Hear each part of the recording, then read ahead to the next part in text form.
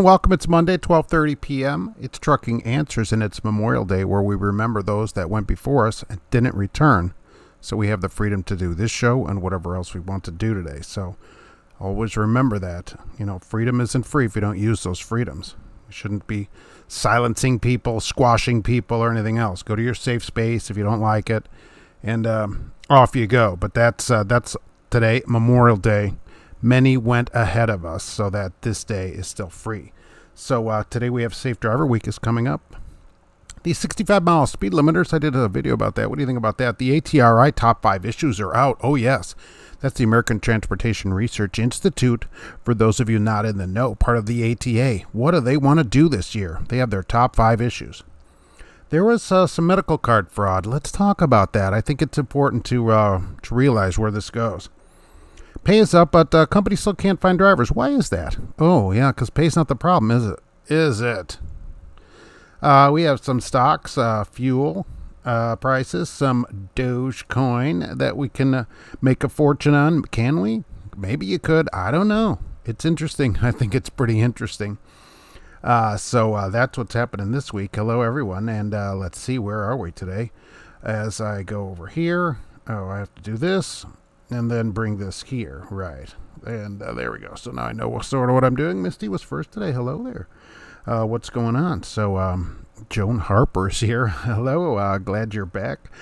Trucker Hershey, what's going on today? It's good to see you. George Wilson's here. Hyped Gamer Network is here. It's good to see you. I see you're over there doing stuff. So hey, wherever you're going, you're always welcome here. So as you go down the road, Joe Ritchie, what's going on? Didn't think I'd see you today. What's happening? Roger Moore is here today. Cash is King Trucking, it's good to see you. What's happening? Wild Bill is here today. Wow, what is going on up there? Boy, I certainly haven't seen you for a while. Hope it's going good. Canadian Tanker Yanker, what's happening? Kelly Patterson is here from your sister's house in Roseburg, Oregon. Wow, nice. Roseburg, whip it out Monday, death proof. I don't know about that. Maybe. Maybe we'll do that later. The Hool, what's happening? Chris 76. Can it be considered a team truck when me, myself, and I take turns driving? Hey, if you got 3 logbooks, it can, right? Everybody knows that. If you have more than one logbook, there's more than one driver. That's what I think. So, well, Bill's off with pay today. Same here. Isn't it pretty good? Hey, Mark, what do you drive for? Well, it's early on that, but that's good. So we haven't heard from you. So for those that don't visit the show every week, and I don't know why you wouldn't do that, but we're here every week at 12:30. And I don't ever mention who I drive for. Just keeps them out of my videos, you know. That's which is always good news. And I also don't recruit for them. If you like your company, I think you should, but I think on this channel, I'm just not going to be doing any recruiting, so I think that keeps it good there. MG Jackson, hello from Texas. Headed to Laredo with beef hides. Really? What do they do with those? Make shoes? I'm afraid to know. I'm afraid to even know what happens with them. Thank you, Wild Bill. Carlos, hello from Romulus, Michigan. Oh, nice. Romulus. Paul Harris, yeah, R-E-S-P-C-T. That is correct. Thank you very much for that. Hello from Oregon, Nomad Trucker. Hey, this guy trucks. What's happening over there? It's good to see you back. How you doing out there? Boy, it's good to see you. Learn more. Happy Roller Arena Monday. Yes, every Monday is Roller Arena Monday, no matter what. Good afternoon, Mark and Gracie. Well, good afternoon. I'll say good afternoon for her because she's very tired from getting up and eating breakfast, so she's already sleeping. She's sleeping on the couch. 62 and beautiful in Minneapolis. Yeah, not bad. It's going to be 70 today. It was 42 yesterday morning. Wow. Got death stares from Karen walking through Meyer with no mask on. I thought that was super hilarious. Many Karens in there. Driving through New Mexico to Colton, California. Oh, all right. That's all right. Is the snow done yet? Creature 937, howdy. I hope so. Learn more as Keltarusu travels. Oh, really? What happened? Why did you have to change? Where did you get banned from? Far H, finally starting trucking school in the St. Louis metro area. Really? Are you going to pay for it yourself? Are you having a company do it, going through company sponsored? Is the state paying for it? How are you doing it? How are you going to school? Because people always want to know that. Paul Harris in Texas getting a trailer in South Texas, round trip 540. I guess it gave me something for today. That's something to do on a holiday. It was always a problem, especially when a holiday's on Monday. Your load delivers Friday at, say, 5:30 p.m. You're like, oh, well, guess I'm sitting till Tuesday. So, Michael Muller, happy Memorial Day driver from Petra in Carlisle, Pennsylvania. All right.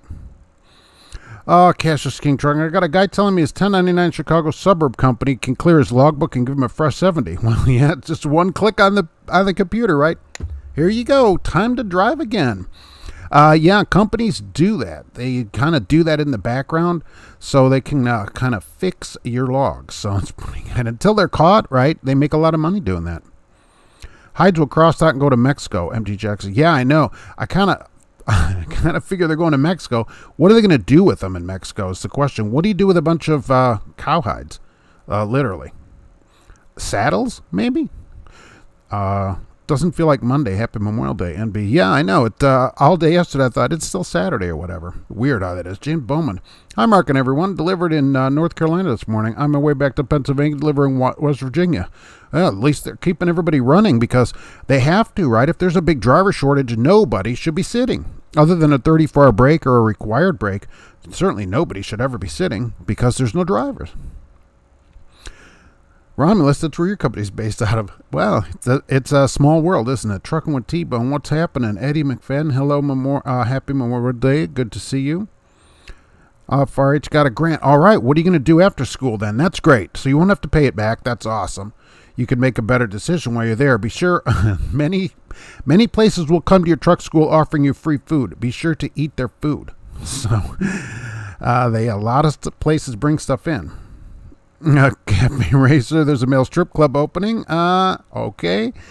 All right. Look, people got to go there too. I don't know where you put the dollars. Hey, been raining, so desert smells like cat pee. Yikes. That is not great.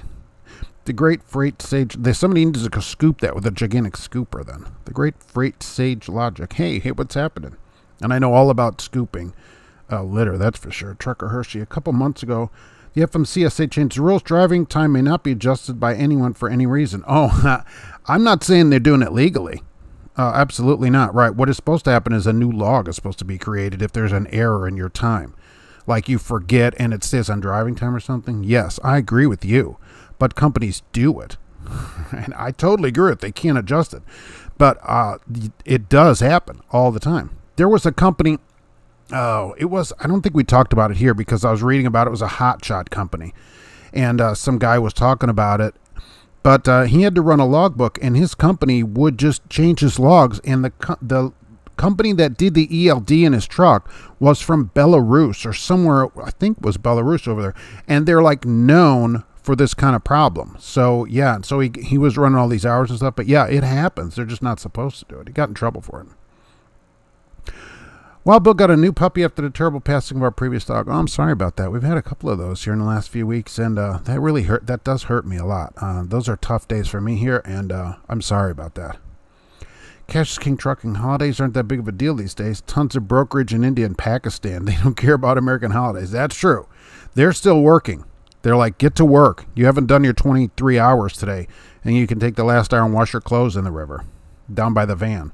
Kelly Peterson, any extra money you make tampering with your log will eventually end up going to the government when you get fined.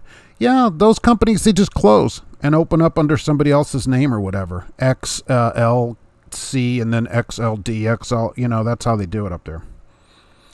Stephen Damastis, does anyone know if the Honey Badger 101 is all right? Why would she not be okay? And I don't follow her that much, but I do know who you're talking about. What is the problem? She makes, she's a YouTuber, right? Makes videos and stuff. Drove for Swift for a while. I don't know if she still does. Haven't seen a video for a while. Collagen is processed from cowhide. Okay. Is that what they're going to do with them? Collagen.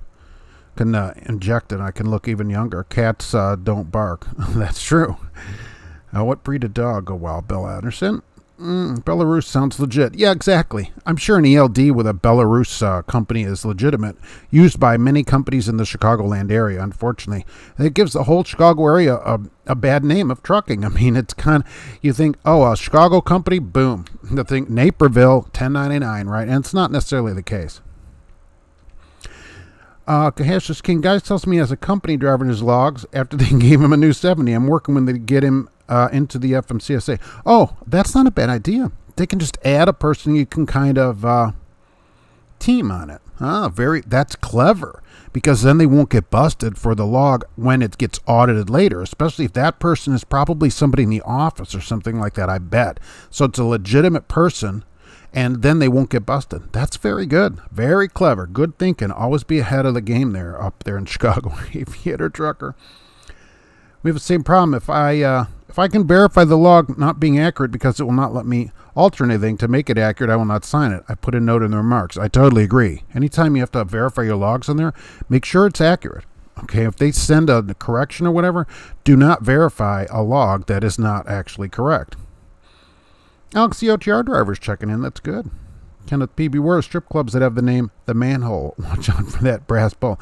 Well, the Manhole is not certainly not a strip club. It's a legitimate, men's gathering place that is open to anyone. Just women don't go there. I don't know why. Kelly, I hear that because the ultimate responsibility and liability falls back on you. Exactly. So anything you sign, anything you agree to, it's a real problem. There's an accident or whatever, they go back through your logs. The hammer's going to go through your logs for 4 years to see if there's any problem. If you're a trucker, I would like to know is how you handle ELDs when you're not required to log, or you're not required to log every day because you meet the short haul exemption. Well, the short haul exemption rule and that if you how do you handle your ELD? You don't use it. If you're not required to log and your company doesn't make you log, you don't have to log. Simple as that. So you don't have one. So there's nothing to do with an ELD if you don't have to log. So and also if you say you have a short haul one day, but then the next day you wouldn't, you can't just miss the one day. If you're otherwise required to log, even on a short day, let's say from here you went to, I don't know, somewhere far, right? St. Louis every day. So that's required to be logged. But then on one day you only go to Indianapolis. So it's 3 hours, you don't have to log. But you do have to log because you can't just short haul it one day. So Naperville 1099 white Volvo. Exactly. I don't know why. They do like Volvos, and a tracksuit, an Adidas tracksuit as well, in an unusual color.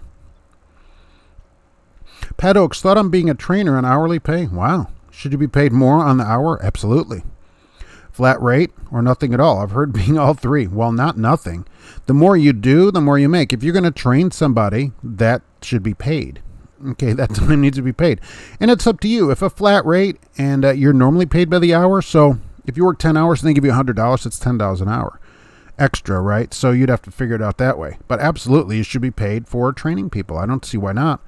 You're doing more, you should make more. You're putting out your experience and stuff out there. That's worth something. They're not just paying for that day. Companies always think, oh, we only paid you 8 hours for that day. No, they're paying for all the years of your time up to that day. So that's why you got to pay more for it. Absolutely. Driving on here in Montana, Kelterus Who Travels for the Manhole Bible Study Fund. Thank you very much. I don't know if it would go for that there, but absolutely I appreciate it. There is a Bible there, of course, placed by the Gideons. So driving out here in Montana on the 90, port of entries have been closed, and the scale at 15 is open. It's only closed on Christmas usually. Yeah, can't they get this thing closed at least once in a while? This Guy Trucks. Mark, thanks for all the kind words. I'm excited to be back. Saw you live. I want to stop by and say thanks. Well, thank you for being here. And yeah, it's good to see you back out here. That truck with that you got that Cummins, going to be no problem. I was hoping you didn't say Max Force. So, and I wish you well on it, right? I'm going to be following you around. And so you better make some good videos, which you always do. So everybody stop by This Guy Trucks, of course. He's back out there making videos and back on the road with us all. David Allen, hello to all. Hello. Maybe our YouTubes were tied. Oh, nice. Very good. I just haven't seen her for a while. Joan Harper, why does grass grow so fast? This Guy Trucks you back to driving truck? Yep, he got a truck, an International. George Wilson, did I attend the 500? No, I've never gone to the 500 and did not go this year. I did see there were a lot of people there, and but I don't go to it. All the motels here fill up and everything? No. Don't forget the number 2 trapdoor. Yes, be careful of that. Kelter Who Travels. Happy Josh is back. Yeah, it's good to see him back here. Gone for a while. We were all waiting. Generally, people complain about the grass growing fast, but put fertilizer on it to make it grow. Trucker Hershey. All right. We use ELDs for the purpose of some logs, some don't. 90% of the trucks using ELD in our fleet or short haul drivers. Well, a short haul driver, if they're not required to otherwise log, wouldn't have to log, but you can use an ELD truck and not log. It just depends. Like here, it doesn't matter if you go across the street, you have to log everything. They just don't. They said it's too much of a disaster to try to figure out who would have to log and who doesn't log. If you change, run, don't you? So everybody's got to log. The truck moves, got to be logged, period. That's policy here. So, oh goodness, Cash King Trucking, thank you very much. Our tip time, I appreciate it. That's very appreciated. But here, so if you drive the truck just down the street, you move the truck around, you need to be logged into the truck. That's their policy.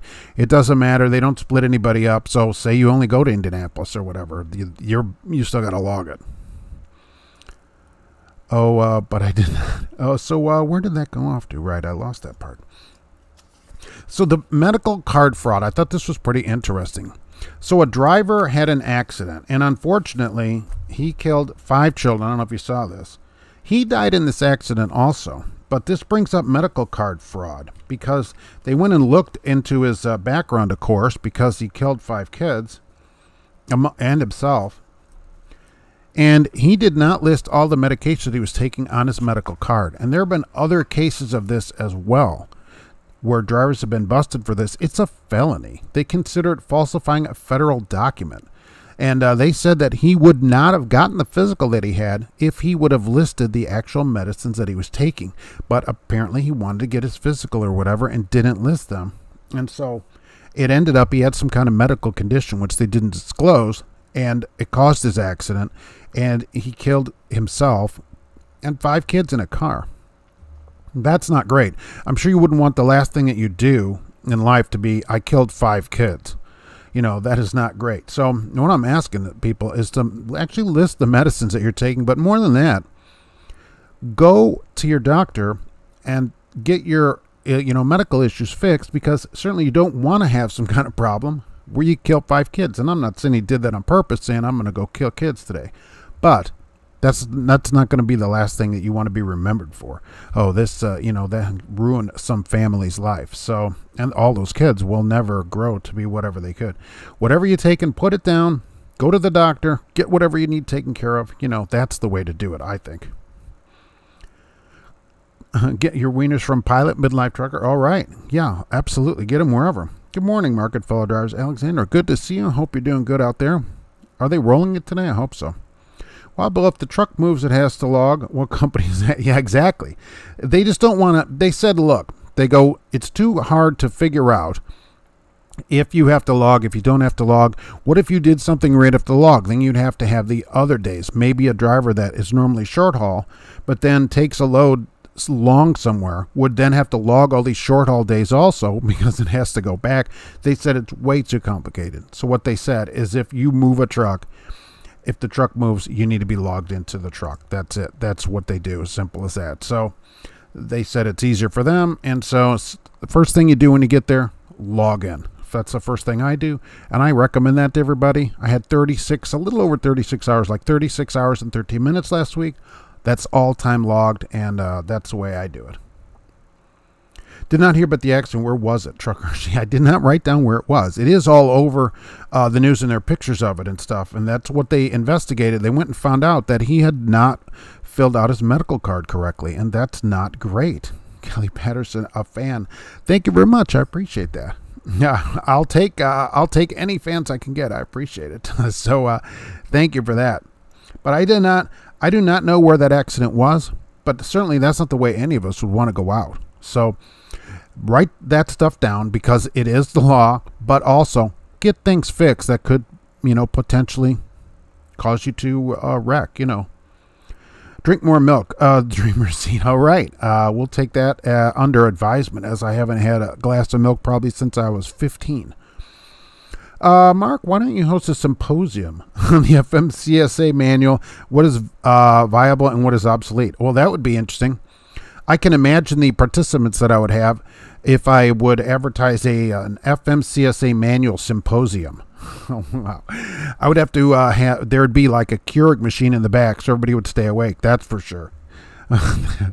There's a lot of obsolete in it, believe me. Reading it is something I never thought I would do in full, but have. Aviator Trucker. So if the company logs, you don't have to log, then you should be able to violate because you're not supposed to log in the first place. That sounds like a governmental policy. Well, if you log, then you have to follow the log. Okay, and remember, the short haul went up to 14 hours now. So you're going to get that full short haul anyways when they change that law. So But now, if you have to log, you still have to follow the log. It's just too hard. Say one day you went somewhere, it would be very hard for them to figure out if you're supposed to log, if you're not supposed to log, so they don't even do it. John, is pot medicine? Zablak. That's good. That's another name similar to what I heard growing up.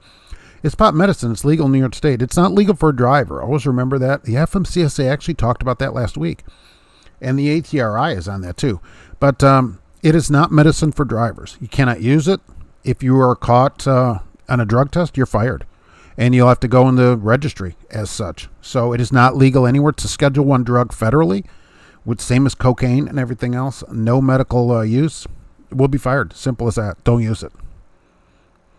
Alexander's headed to the U.S.-Mexico border. All right. Hopefully you stay on this side of it. Caltrooster travels. Today's child's tomorrow's taxpayer. Exactly. We need to feed off them like vampires. Yeah. Yes. That's the problem when you have kids. Is it's hard to feed off them. They don't produce anything. They're like a leech, basically. They're not productive in the sense of contributing to the family monetarily. Jason King, hello from my home in Rochelle, Illinois. Enjoying my holiday pay at $30 an hour. Wow, that's very good. Hoping to get called in today for double time. That's even better. $60 an hour. Roger Penske's blowing by Trucking Answers World Headquarters on the way back from the 105th running of the Indianapolis 500. All right. That's great. How was it down there? It looked like the weather was good.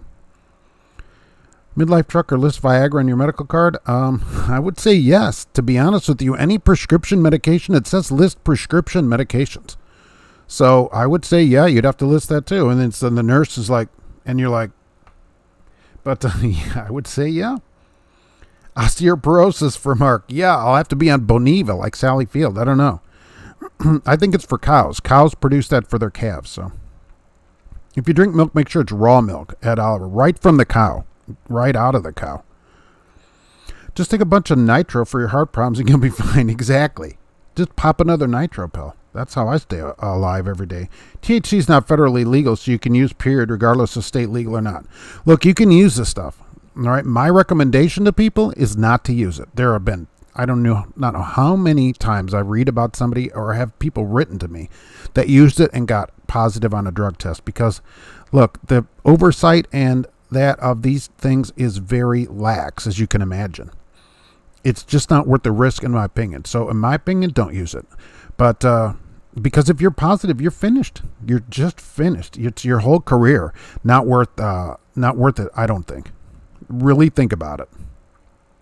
Jay, what's up, Mark? This is Jared from Decatur, Alabama. Oh, good. Hope day goes well. Absolutely. Chicken and watermelon from Decatur. That would be great today, too. It's super nice out. Can Paul from Ceylon come with you? Great state of Decatur. Sure. He's always welcome.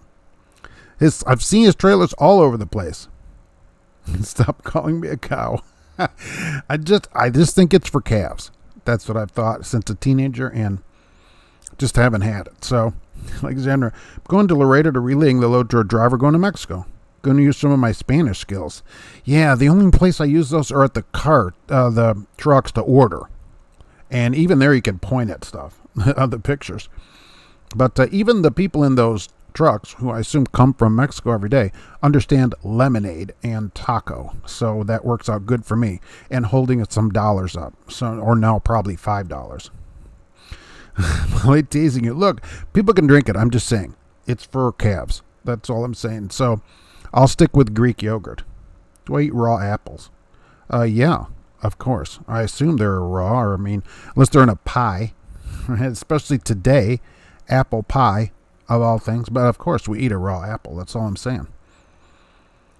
Wonder how many drivers don't get holiday pay. Yeah, is everybody getting holiday pay for today at least? And I always thought, I think holiday pay should be two things.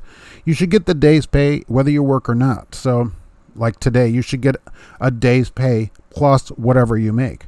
So if you don't make anything, you get a day's pay, meaning you're off. But if you do work, you would get work plus the day's pay for a holiday. Absolutely.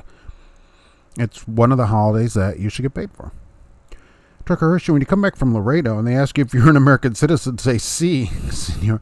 And that's all they've ever asked me. They never looked in the truck or anything to me at those little checkpoints down there. So Are you an American citizen? Yes. Okay. See you later. All right. And that's as far as they ever went with it. Sam, got my first random drug test since I've been trucking on Friday. All right. That's pretty good. Wasn't it fun?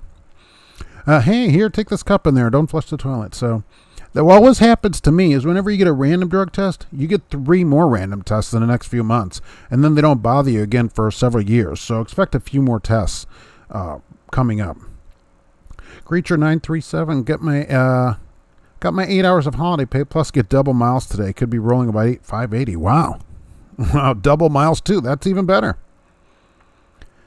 Kelly, you could even get in trouble if you visited Holland, did drugs there, and then got tested when you get back. You would have to wait until it's out of system before returning to work. Oh, I totally agree. If you go somewhere where Holland or Colorado or anywhere where it's legal, you absolutely could get in trouble that way. So it's not worth it. It's just not worth it to me. Joan Harper, no, I have a job. All right. This guy trucks, no holiday pay here. I don't have a job yet. That's true. You won't be getting holiday pay anyway when you own your truck unless the your company wants to give it to you, and that would be you. So you'll have to decide whether you want to give your employee holiday pay. It depends. Maybe after your first review that you review yourself, you can decide that. That's how owner-operators go. I assume they sit at a desk and will go back and forth between sides of it. I don't know. Mythbusters did a test with poppy seeds, lemon, poppy cake, and poppy bagels. They tested positive and increased as they consume more. I do remember that. I watched all of those Mythbusters. I love that show. But absolutely, even that kind of stuff, if you eat enough of them. Now, wasn't one thing. I do remember that. But yeah, you can test positive for that. Cot jockey. Oh, that's pretty good. I work in an ambulance. Only get holiday pay if I'm working. 10 holidays in a year. See, that's not really holiday pay. Holiday pay should be also if you're not working. And that should be at all places. So, Joan Harper's off every day. Good. That works better. Kind of like the cat here. I drove 560 miles and I'm getting holiday pay. Excellent. But you should get the holiday pay even if you didn't drive. Joe, speed limiters. Anyone pushing this is stakes in the companies that will produce them. Oh, absolutely. These speed limiters, which everybody loves, ATA and everybody else, are coming up. 65, maybe 70, depending on the truck. They're pushing them. And, look, there have been, I don't know how many accidents this week. Besides this guy that killed these kids, there were a ton of other accidents. And it's always, there's an accident. And then behind that, 10 trucks run into each other. And that's where you get the speed limiters and all these external cameras, forward-facing radars, and all this other stupid stuff because people aren't paying attention. There's no excuse on a sunny day when traffic ahead of you is stopped for you to run into the truck in front of you at the speed limit. Okay, you're just not paying attention. And so this is where cameras come and everything else. We get all this stuff because we earn it. My company pays holiday plus miles driven for the day. Sam, that's the way to do it, right? So you get extra holiday pay plus whatever you work. Absolutely. Ruins the fun of visiting Holland or Christiania in Copenhagen. Yeah, well, the only thing you get Copenhagen, you could get the snuff, right? Don't they have a big snuff factory there? Cheeseman pays holiday pay whether you drive or not. That would be a holiday. So if you're off, you still get paid. That's perfect. Cheeseman. Alexandra, I tell them last time I checked I am. Border guards. Oh, that's great. You're getting pull it forward. You're the one that I always see there on the side of the road with the dog sniffing the truck and they're patting you down on the side there, right? That's you. All right. I wonder what that driver said to him. I got paid for today for the holiday coming in to hand unload the truck. Ooh, easy $375 his company. Alex, the OTR driver. Ooh, hand unload the truck. There's a job in Indianapolis I just saw this week. I don't know if I think I posted it. Maybe not. Anyway, do you mind using an electric pallet jack to unload a truck? Home every day, Indianapolis. Electric pallet jack unload, no touch otherwise, and $29 an hour overtime past 40 home daily. All right, that's $2,030 for 60 hours. All right. I never had a problem on a DOT drug test when I drove, but never listed my use of anabolic steroids. I don't think that they test for that, right? The drug test doesn't test for that kind of stuff, I don't think. They're testing for opiates mainly. Plus, they saw how big you probably were, and you were the raging. So they probably didn't even Kelly. In the 1 year plus I've been at a company, I've only had one drug test, and that was the pre-employment. Yeah, so you got lucky, right? You'll go years, though, right? And then you get it random. It's like, well, this is going to be my year. And then every month they're calling you to go do another random test. Cot Jockey, you and your videos paint a very good picture of Cheeseman. Looks like you hit the jackpot over there. All right. Cheeseman. So how does the people that don't have to log short haul get away with driving more than 11 hours because they're not logging their time? So the company's putting you in this position. Yeah, that's true, right? You're not supposed to have you drive, but since you're not logging it, there's no way to know how much of each one you're doing, so they get away with it a little bit. But presumably, people that are on short haul and are doing a long day should be getting good money for it at least. So, because that time should all be paid, I would assume. Drug test, what if you're independent with your own authority, John? Well, ironically, OIDA and other groups have a consortium that you'll be required to join. And, well, it makes it easier for you to join. You still have to have a random drug testing policy. And it works best if you join a place like OIDA and join their consortium. And then they pick random people out of it and send you to do a drug test. Every driver, even if you have your own authority with one truck, John Trucking, and it's just you still have to do random drug testing. So, and since it's just you, every month or whatever, you'd have to pick somebody, and it's you. So you're better off joining a consortium like OIDA, there are others, and get in their consortium, and random people are picked that meet the requirements of the FMCSA drug testing program. Yep. Isn't that awesome? My holiday pay, Eric, is not great. They give us $18 an hour for 8 hours, which is $144, even though we work over 8 hours. That's our vacation pay as well, so I can't afford to take a week off. Your vacation, that always aggravates me at companies. Your vacation should be a week's pay. Whatever you average a week, that's how they do it here. That's how a lot of companies do it. Whatever you've averaged over the last year is your pay, 1/52nd of your year's pay. And that way you earn a week, that's how much you make. So drivers that earn more, get more. Why companies do this flat 144, or I've seen some that just pay like $500 for a week off or whatever, it's crazy. Then yeah, you're like, if I take a week off, I can only take 2 days a year off because I don't get paid for it. It doesn't make any sense. A midlife trucker, Tom Bell, a lot of research, and I followed get paid for everything advice. Thank you very much. And it worked out good for you there, right? Because Cheeseman, everybody writes says loves Cheeseman, and now you're getting all this pay, exactly. And thank you for that. My company pays double time plus 8 hours holiday pay. That's even better, Sergeant. That's metalhead, which I love. I have noticed these trucks that pass me from California, typically speeding over 70. Paul Harris, because they're just trying to get the 55 out of their system. Plus all the carbon built up on their plugs out there going so slow. No holiday pay because my boss is a jerk.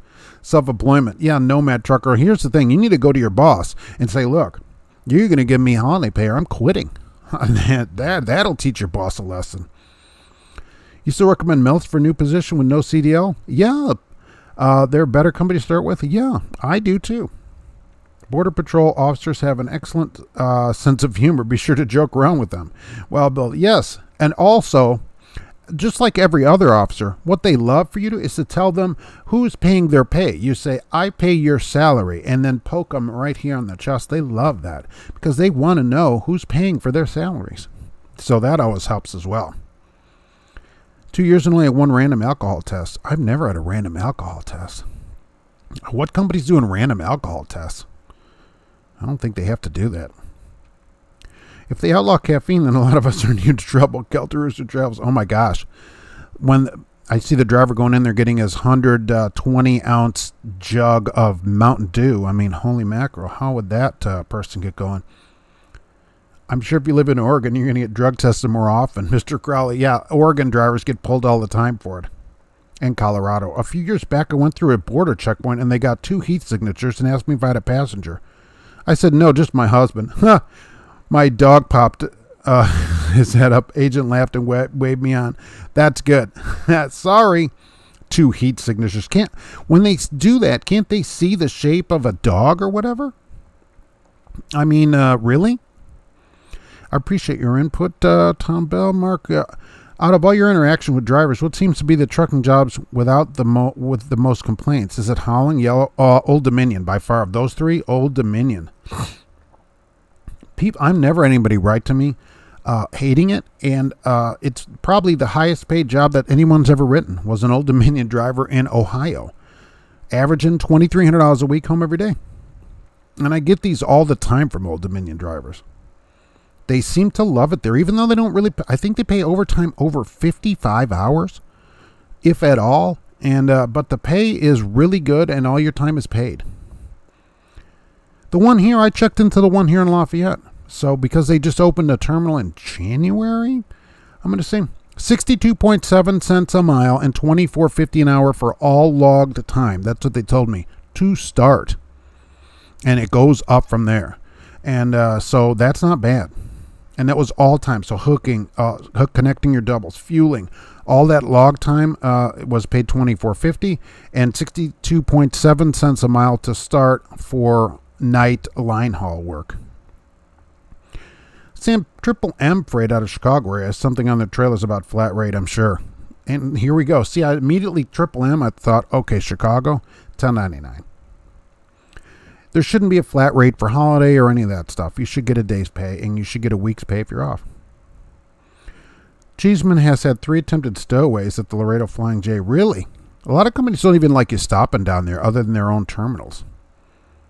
Mark, what are the first 5 questions you ask a Ford dealer when considering a car? What do you personally look for in a long-term deal? Well, I will tell you, I don't really ask the dealer much because they don't know anything. I've already investigated the car up, down, and 10 ways to Sunday. And I'll say this. I don't think I've met a salesman at a car dealer that knows more about the car than I do. Usually I have to show them a few features about the car when we're going in there. So, and I think the car you look for is the car that you want. Regardless of, what anybody else thinks or whatever. Get the thing you want with the options you want. And a car goes on a long test drive, 100 miles, and then a used car goes to a mechanic for a full inspection, and then we go back and talk to the dealer about price. And a used car also has 2 keys. Do not buy a car without two keys. I don't know why people do that. Then ask to speak to the manager. They love that. Oh, also, I need to see your supervisor also. Alexander, I don't think border guards want to pat me down. Might get the surprise seeing how I'm transgender. Oh, hopefully they don't do those kind of pat downs on anybody. I'm like, holy mackerel. This is a very thorough pat down. Plus, those throwing axes you have won't help either. Like, whoa, what's going on? You always tell them, look, if you're going to do that, you at least give me $5 or something. Well, yikes. Mountain Dew isn't caffeine, it's pop for kids. I've seen drivers, those huge mugs, 96-ounce mugs or whatever, and they stick that thing under the Mountain Dew, and that thing is struggling to fill it up. I mean, holy mackerel. And it sits on the floor of the truck or whatever. I cannot imagine the caffeine, much less calories in one of that. It's all empty calories. Again, in that driver with the 120-ounce Mountain Dew, Joan Harper, you've seen that big mug thing that they get? Some of those. I had like a 60-something ounce mug, and I thought that was big. But then I remember when Slurpees came out, and you just had a regular Slurpee, and then you had like the Super Slurpee and the bigger Super Slurpee. Oh, my gosh. Public Transit does random alcohol testing. Oh, do they really? See, I looked into that here many years ago, and it didn't pay enough. Public Transport and cabs use alcohol locks here. No clean blow, no start. Oh, really? The cab has an alcohol? Probably not on Uber, though, right? What do you think of drivers who wear sandals on the job? Well, it depends. We've had the sandal conversation here. It depends on your toes. Like this guy, no. Okay? No. All right? We just don't want to see that. But I guess we have nice feet, I'm softening up to it at the moment. But for most people, no. And the other thing is walking around the truck stop, just the practical part of walking through the truck stop, there's some stuff on the ground that I don't think I'd want to walk through with open-toed shoes. That's just being practical about it. That would not be great. You come back, you have only 4 toes left because the other ones have been burned off by whatever's on the ground. You have to go get a tetanus shot and 3 other STD shots just to walk through the parking lot. So that's the other side. That's the other side of it, We also need to get together for a sit-down supper at Abruzzo's or Tom's Steakhouse. Both are in Melrose Park, Illinois. Oh, that'd be better, right? We can also go to Gino's East, Chicago area, too. Euchre's beautiful and finished. Nice. In 2 weeks, I'm going to Helsinki for the summer. That'd be awesome. If you're ever on the booze cruise between Stockholm, drop by and say hello. All right. John, I had a random alcohol in New York, Mills, New York, by New York cops due to a loud exhaust. Really? So you get a loud exhaust, you have to take a random alcohol test? Kelly Alexander reminds me of an old joke about, you're in trouble when you feel up your girlfriend and she has a bigger one than you. That can be a problem. It could be an issue. Sure miss those company reviews you used to do. If you ever decide again reviewing Sunland out of Florida. Sunland. I don't get any requests out of Florida. There are not that many drivers there. It's really hard to get like a road job in Florida. Everybody in Florida, it seems, is local. A lot of companies won't hire out of there. They just can't get you home. I'm still girl mad they didn't let me into Finland. Greetings and salutations. Be well, Grafton. Hello there. Pilot 64-ounce cup costs the same to fill as a little one. Oh, look, the deal was, right, it was free to fill it up always. When I used to go in the Loves, I would go in every day. They knew who I was, and so bingo, could fill that Loves cup up. So they're just like, usually a lot of times they won't charge you for that. 120 ounce double meal replacement. They're MREs, meal replacement shakes. Pam does alcohol tests. I've been tested 3 times. Really? I wonder why. If I'm thinking through it, I don't think they have to, because I don't get one here. So we don't do random tests. Alcohol or random alcohols, we don't have to do that. So I wonder why they do that. They're just trying to show how great of a place they are. Work at DOT, and they did the random alcohol test. Okay. It just costs them more money. I wonder if they're catching people. Do they catch anybody with that? Uber's gypsy cabs here. No bueno if don't like IRS up your butt. Well, you can certainly do it legally. And right now, Uber has a deal here, which I just did. So they have a bonus program here in Lafayette. Now, this may not be in your city. So the deal was complete 3 trips over the weekend, which I already did. And besides your pay, you get an extra $100 bonus. $100. All right. It took me 74 minutes, which is long because there were a lot of cars out. So I made about $36 on the 3 trips, which is normal. You make $10 to $15 a trip here, plus $100. $136 in 74 minutes. So that is not bad money. And I stayed out a little bit longer, but I stopped it then to see exactly how much it was going to pay. So, when you get bonuses and stuff like that, totally worth it. Totally worth it. If you got a car that'll Uber, get it signed on and take advantage of these bonuses when you're at home. I've got a Flying J Cup. It's at least 100 ounces. Yeah, and so you go fill it up for like 14 cents. And that's true. You get 2 days of calories, depending what you put in it. Every once in a while, a driver trying to sneak over to a coffee machine and win it. Most customers know more about a car. They typically do the research before coming. Paul Harris. I did not find that to be true as a salesman. As a salesperson, don't BS them. It's a good way to lose the business. When I was selling cars, almost no one knew anything about a car. Very rare did anybody know anything. The person didn't know anything, and the salesman didn't know anything about the cars. Very rare. And a third of the people don't even drive the car. They would come and buy a new or used car without even driving it. So I don't find it to be true that people know really anything about their car. If you want a letter from someone that hates their job, I'm that guy. Well, Bill, look, at least you're being paid for today. I will say you're doing better than a lot of people at a lot of these places. I bet cabbies in India almost all wear flip-flops. And they have those beaded seat covers, too, that they put on their car. And dress their car ups and stuff. Like that stuff affects northern Swedes and Finns. Oh, right. Speaking of that, right, did you see this virus shutout? I posted this on Facebook, I think. So a truck was stopped in Arizona at a checkpoint. They had what's called virus shutout on it, which I love, from China. It's a box, it looked like it was about the size of a phone or whatever, okay? And it was supposed to hang on your neck. It had a necklace on it, and it had chlorine dioxide in it. That when you opened it, the chlorine gas would come out of it. And then you would breathe it in, and it would form this cloud around you so you couldn't get COVID. I assume it was headed to like Chinatown or something.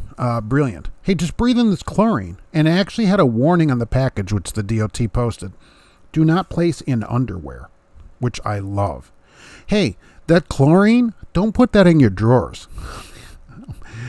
And we wonder why we're not on the moon yet. Okay? That's what we think. I was a used car inspector before I became a driver, and my pet peeve is when dealers cheap out on repairs and end up doing it when the customer complained. That's a lot of places. That's correct. When I got my Sonic, which I got 1 year old as a used car, certified used car. They're like, oh, it's perfect. Just, come on and check it out. So I go in to drive it. Boom. In the parking lot, I knew it needed brakes. Okay. It needed brakes immediately. And on the drive, I had a couple other things with it, right? The shifter was bad on it. There's like a button missing or whatever. So I had to have that. So I had all that stuff they had to replace. He's like, oh, we'll fix all that. And, later you just buy the car. I said, no, fix it. And then I'll come back and redrive the car. Then we'll talk about buying the car. So they put brakes, pads, and rotors on the front of that car. And the shifter had to be replaced. So we had to order it. It was like $700 and stuff. So absolutely, they don't do any of that stuff. They don't do it. They don't care. They just don't care.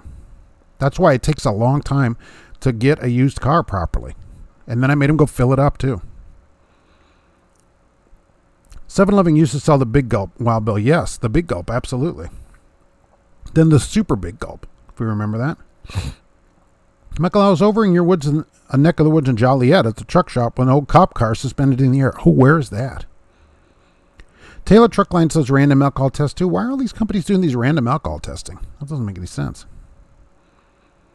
As a noob, my understanding is Florida a consumption state. Companies can't get decent loads out of Florida. That's why they don't like hiring. That's true, right? They can't get you out of there, so they don't go in there. So a lot of companies will not take people out of Florida. And so mostly I get questions there from people that are local drivers. Hiking trail sandals with covered toe and thin socks. I have the brand Keen so that my feet don't sweat in the summer. Just because of the stuff that's in the parking lot. Just kind of weird. I'm just weirded out by that.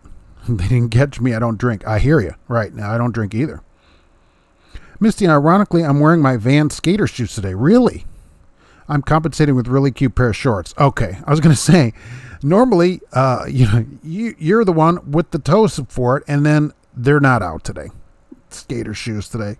Shorts, right? Also shorts here, of course. I abide by the German purity law of 1516. All right. Well, you won't have any problem walking across the truck stop. Let's see. The Hool Drager Alco locks got cyber attacked a few weeks ago, so no cabs and a lot of other services are down. They could not get their vehicle started. Oh, really? So the thing is internet connected? This is the problem, isn't it? So even your car won't start because you have an alcohol lock that's connected. Brilliant. Alex, the OTR driver, they will try to chew me out, but I point out that it was well documented on the inspection sheet. Dealt with it for many years until I quit in 2018. Yeah, exactly. Florida's a black hole, everything in, nothing out. Yeah, it's called God's waiting room down there. I went through a scale one time, and the officer told me to talk into his flashlight. I asked why, he said, good to go. It was July 4th. Midlife trucker Tom Bell. I don't know if they're allowed to do that or not. Many years ago, back in the dark ages, I got stopped in Tennessee, and they were doing random testing then. Random drug testing. But they couldn't, there was some kind of law, I remember this, that they couldn't make you do it. They're like, well, this is totally voluntary. I go, all right, I'm not doing it. And they're like, oh, you're not doing it? I go, no, I'm not going to do it then. Do I have to do it? No, or I'm not doing it. Well, if you don't do it, that's going to mean that then people that test positive, it's going to show a higher positivity rate. I go, no, if I don't do it, that means that we're all free then from oppressive people like you. He goes, well, we'll tell your company you didn't do it. I go, I'll call them right now and tell them that I didn't do it. I'm not doing it.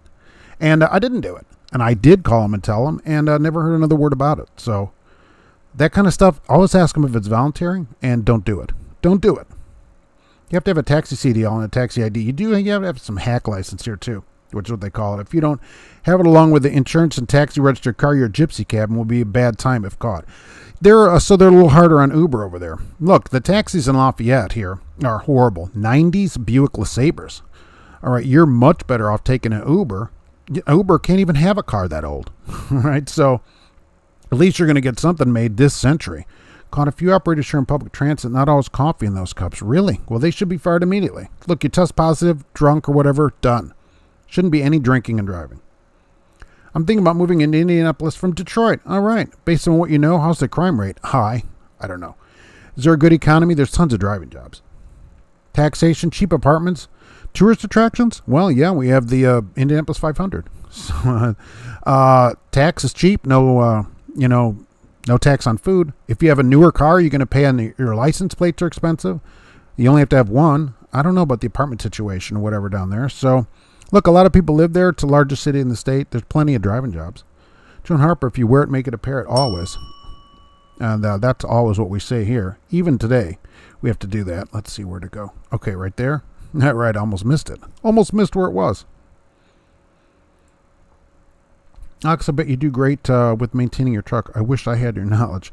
Now I need to put chlorine gas on my mixed methane. Yeah, just wear some chlorine gas around your neck and you'll be fine.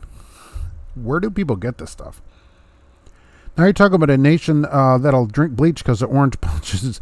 Well, look, if kids want to do that, this is Darwin at work. All right, Darwin at work. And I prefer the name brand pods to the off brands. The off brands just have like a metallic, weird taste and a bad aftertaste. Go with the Tides.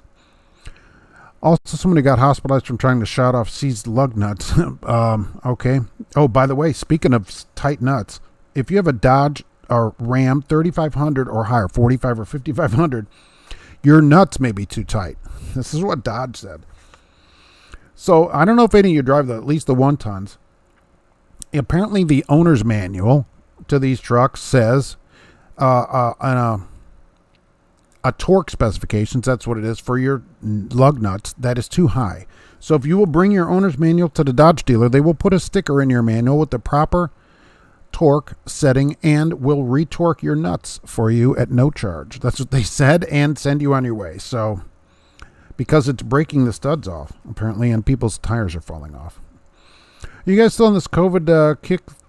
There's cold virus does not exist. No viruses exist. No papers. Oh, yeah, we're going to be still on our papers, right? Oregon's the first one. Gypsy cab driver talking unnaturally high pitch. Hey, what's going on? Some of you all make the rest look like can't read. Jerry Springery. I waited for tickets to that show and never got them. Oh, so disappointed. Watched Scotty Kilmer for years. Great auto mechanic. I love Scotty Kilmer. He's funny, and I do watch the channel. Cheeseman sent me to Orlando Saturday. They deadheaded me 452 miles. Yeah, that's the thing. If you get down there with a company, it doesn't seem to matter what company, almost any company. You just figure you're going to deadhead out. So as long as you get the same pay, it doesn't matter. But yeah, you're going to get a long deadhead, sometimes a whole day. Scotty Kilmer's the best. I like that channel. Wonder if fleet owners like Vic Med from Above and Beyond Trucking give holiday pay to its 1099 drivers. Well, no, because they're independent. So everything that you do like that, is a problem. So if you're going to actually have someone that you say is independent, 1099, you can't really pay them. You just say you can only pay for the work. So if they're not working, it's really tough to pay people, and also call them independent, illegally, by scamming them like that, which I never actually heard of that person. Let's see. Covenant did both tests. That was 15 years ago. Really? I didn't know all these places did this. I guess I just never had to do an alcohol test. Did not. Mouthwash will make a random alcohol test pop positive. That's true too, sometimes, depending what's in it. Stan Dodge is here, made it to the show from home time. All right, well, thank you for being here. Alexander, I guess people can get excited about my skinny jeans and V-neck tee. Yeah, look, you're wearing that out there, and that would be something. We can wear those together, and I don't know what we'd look like. Probably not great with me in skinny jeans and a V-neck tee. You'd have to get me out of those things. I peel them off. I wear shorts. Only don't wear shorts or pants. Only skirts and dresses for me. No open-toed shoes either. All right. I've known a few ladies to do that. That are like skirts and dresses only. So, and that's fine too. That's the thing, right? Wear whatever you want. Be free to wear whatever you want. That's the beauty of America. That's why we're here today. Back in the dark ages, in the dawn of time, Mark had bell bottoms and a Fu Manchu and drove a Detroit powered cracker box. I did drive a Detroit powered cracker box, and I did have shirts that were open with a necklace with an eagle on it. Yep, I remember that. I was just talking to the wife about that the other day. Speaking of Covenant, it appears they closed down SRT and Star and merged them with Covenant and Land Air. Yeah, they're closing all these other names so they kind of consolidate themselves. Heard Uber drivers going on strike starting today. Well, some drivers said they're going to strike starting today. That's true. But that's okay. Look, because you don't ever have to drive. For $100 bonus on 3 rides, it is crazy to not take advantage of that. Go get your 3 rides. That's great money. This guy trucks, hello, my children. Right, that's correct. Here the cabs are new or max 6 years. Mercedes, Audi, Volvo. Nice, that'd be great. Here, for Uber, 15 years in Indiana, 4-door car. All right, we don't get any BMWs or Mercedes, but the cabs, there doesn't seem to be any kind of limit when I can get a 1998 Buick LeSabre as a cab. Saw a few Teslas and some Yaris's. Who would want to have a Yaris as a cab? How you three doing back there? You all right? Yaris. Flat Highway had a female trooper try to give me a ticket because a condom fell out of my pocket when I was getting my CDL. Oh, sorry about that, ma'am. Why is that a ticket? That's certainly nothing illegal. I saw the Covenant student bus driver and a couple students around in Chattanooga. Wanted to hold a sign, don't do it. Hey, get out while you can. Were there bars on the windows and stuff? And it was the bus in good condition. I always see this kind of stuff. Was the bus all beat up? I don't want my nuts torqued, Trucker Hershey. Well, if you got this Dodge, you don't want them over torqued. And it's nice. At no charge, they will have a mechanic check them and torque them properly. So that's what they said. No charge to you. Usually you got to pay for that service. Here, Dodge is going to do it for free. Saw a bus tempting for a train side, said, shoot you, I'm a train. That'd be great on the front of them. Can't the manhole retorque nuts? No doubt they're good with shafts. Well, John, they could, but they don't have the authority to post that sticker in your owner's manual, which is actually what the recall is for. They're going to put, they had a picture of it. There's going to be a sticker, and they're going to take your owner's manual and put a sticker. Although, no one seems to have that either. Where's everybody's owner's manual? People ask me questions. I go, what does your owner's manual say? Oh, I don't know. Go look at it. Covenant had vans to move drivers around town. They also did the Smith system in the vans. Really? So they show you how to do it? Oh, that's not a bad idea, I guess. Torquing nuts are what wires are for. Well, these are super high torque. So you don't want them. You have to use a tool for these. You have to put a tool on these nuts to make sure. A bad ego boost is you ask the tech what torque specs is. He just looks at you and laughs and goes, do your best. Just guess at it. That's where you get, that's why I'm always on these places when they put tires. When I had tires put on that Sonic, I was like, use the right torque on that. And I made sure he put the thing on the end of that torque wrench, or they just impact the nuts on your aluminum wheels and they bend all your wheels up. So you got to make sure they did that right. The Discount Tire did a good job. My company deadheaded me 300 miles out of Florida. Exactly. Hardly anybody gets a load. Maybe Jacksonville, but getting out of Miami or whatever, forget it. And skinny jeans require lug nut adjustment. That's true. Been a while since I put a pair of those on. My personal belief, if you're fortunate enough to win the Indy 500 or Daytona 500 once, then you should be banned for them races for your life. Once is enough. Yeah. Hey, you're already a winner. Get lost. This is unconfirmed. But rumor has it that the manhole sells cheddar-filled wieners. Can it be? Depending on the day. They have the wiener of the day there. This guy trucks greeting my drill is just me messing around with the idea that people call me a cult leader. Yes, it's the cult, right. It was littering. But they're there, right? Because that's what a cult is. So ironically, they're kind of right. I can't believe anybody tightens lug nuts based upon a specific torque setting. Honey, where's my torque wrench? Well, Bill, when you have steel wheels on a 73 Lincoln, it's not as much of a problem. But a car made this century with aluminum wheels, they have to be torqued properly. You can't just impact them on there or you bend the rim. So, yeah, they have to have a specific torque setting. You can't just impact. I see those, and then the rim's bent. You ruin the whole rim. So, yeah, it has to be on there properly. The bus looked fair. They can afford a decent student bus at Covenant due to how badly they pay their drivers. It should look good, and it should be clean every day. It's one of the things I think companies should do when they bring you in. They ought to pick you up in a nice car from the airport or whatever. You know, a clean car, and bring you over to the terminal or something that's clean. Not send you in a cab. They come and pick you up. The recruiter actually should come and pick you up in their car. My company asked me one time to fill in a shop position to maintain these trucks, but they didn't pay enough. I was also offered a position to maintain cop cars, but that also didn't pay enough. Alex, oh, well, look, if it doesn't pay enough, don't do it. You got to know your own worth. That's half the problem, right? People sell their time cheaply. Know your worth. I'm looking to get back on the road, but not sure who to go with. I have my license 2 years and experience same. Astro Geek, well, I think we want to ask now, how long ago was that experience? Because I think that we're going to find out that if you had experience some time ago, it's not going to count for anything. Know why the Yugoslav had a rear defroster? To keep the driver's hand warm while pushing. Yeah, that's exactly correct. Over-tighten bolt stretches and brakes. Well, they said right when they were over-torquing these, they were breaking the studs right off of the thing inside the axle thing. The axle thing. I always have better service with Uber than a taxi. Most of the time, the taxis smell like an ashtray. Right, from the driver chain smoking. And here, you're going to get better service, and it costs less in a nicer car. Mark held an FMCSA symposium. The AT would run him out of town. Yeah, they wouldn't like that. They don't want to hear about actual rules. Also, why Ford tailgates are heated? That's not nice now. Use my Ugga Dugga thing. Use the breaker bar while back on the ground. Holy mackerel. Covenant sends a nice car for you as a Greyhound on the side. Yeah, you should never show up anywhere at a Greyhound station. That's already a sign. Companies should rent a car or fly you in and then pick you up. They personally pick you up at the airport, not get a cab to us or whatever. They show up and pick you up. They know when you're going to be there. My flight's in at 4:30. They're there, maybe with a sign. Hey, driver, come this way, whatever. That's how they do it. Not just get a cab and give us the receipt. TMC uses a black and chrome bus to pick up. That's actually not a bad idea. That's not a bad idea.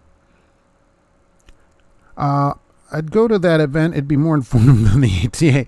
Kelly, I appreciate it. Hopefully people would stay awake at least the first 15 minutes of it. Flat Highway, I saw Indiana State Trooper put diesel in his patrol car in Whiteland. What kind of car was he running? And that's hard to believe. I mean, I'm not saying he didn't do that, but why would he put diesel in his car? I assume he'd get in trouble with that. They'd tear off the Ford badge and slap on a Peterbilt badge? Nah, yeah, exactly. I mean, around here they have Explorers, and I don't think they're running the Crown Victorias anymore. I think they're kind of retired. Well, Bill, aluminum, yeah.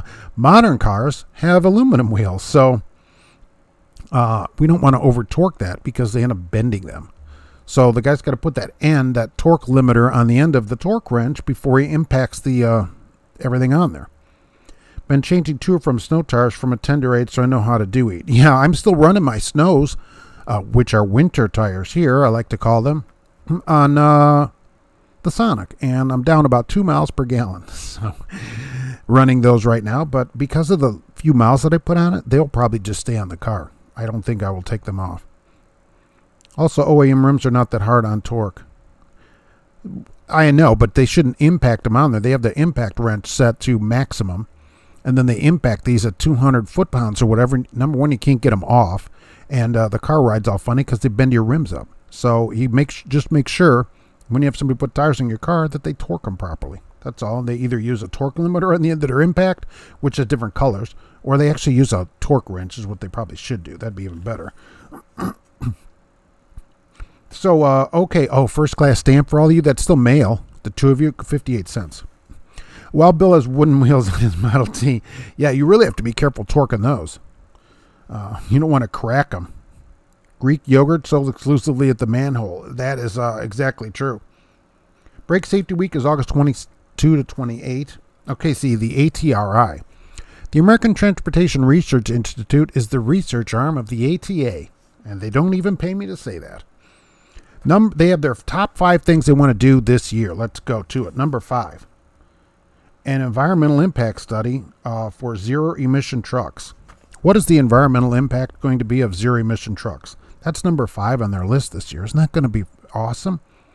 You should have seen the big room and the picture they had of this huge table, which looked like a table from a medieval castle or whatever. There's so many people sitting around it, and that's where they're having their meeting.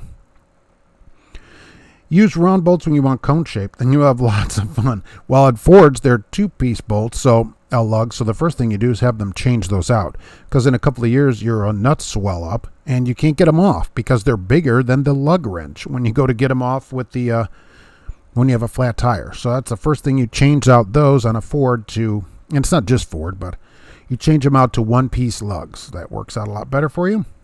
They're about $30 on Amazon for a good set of them.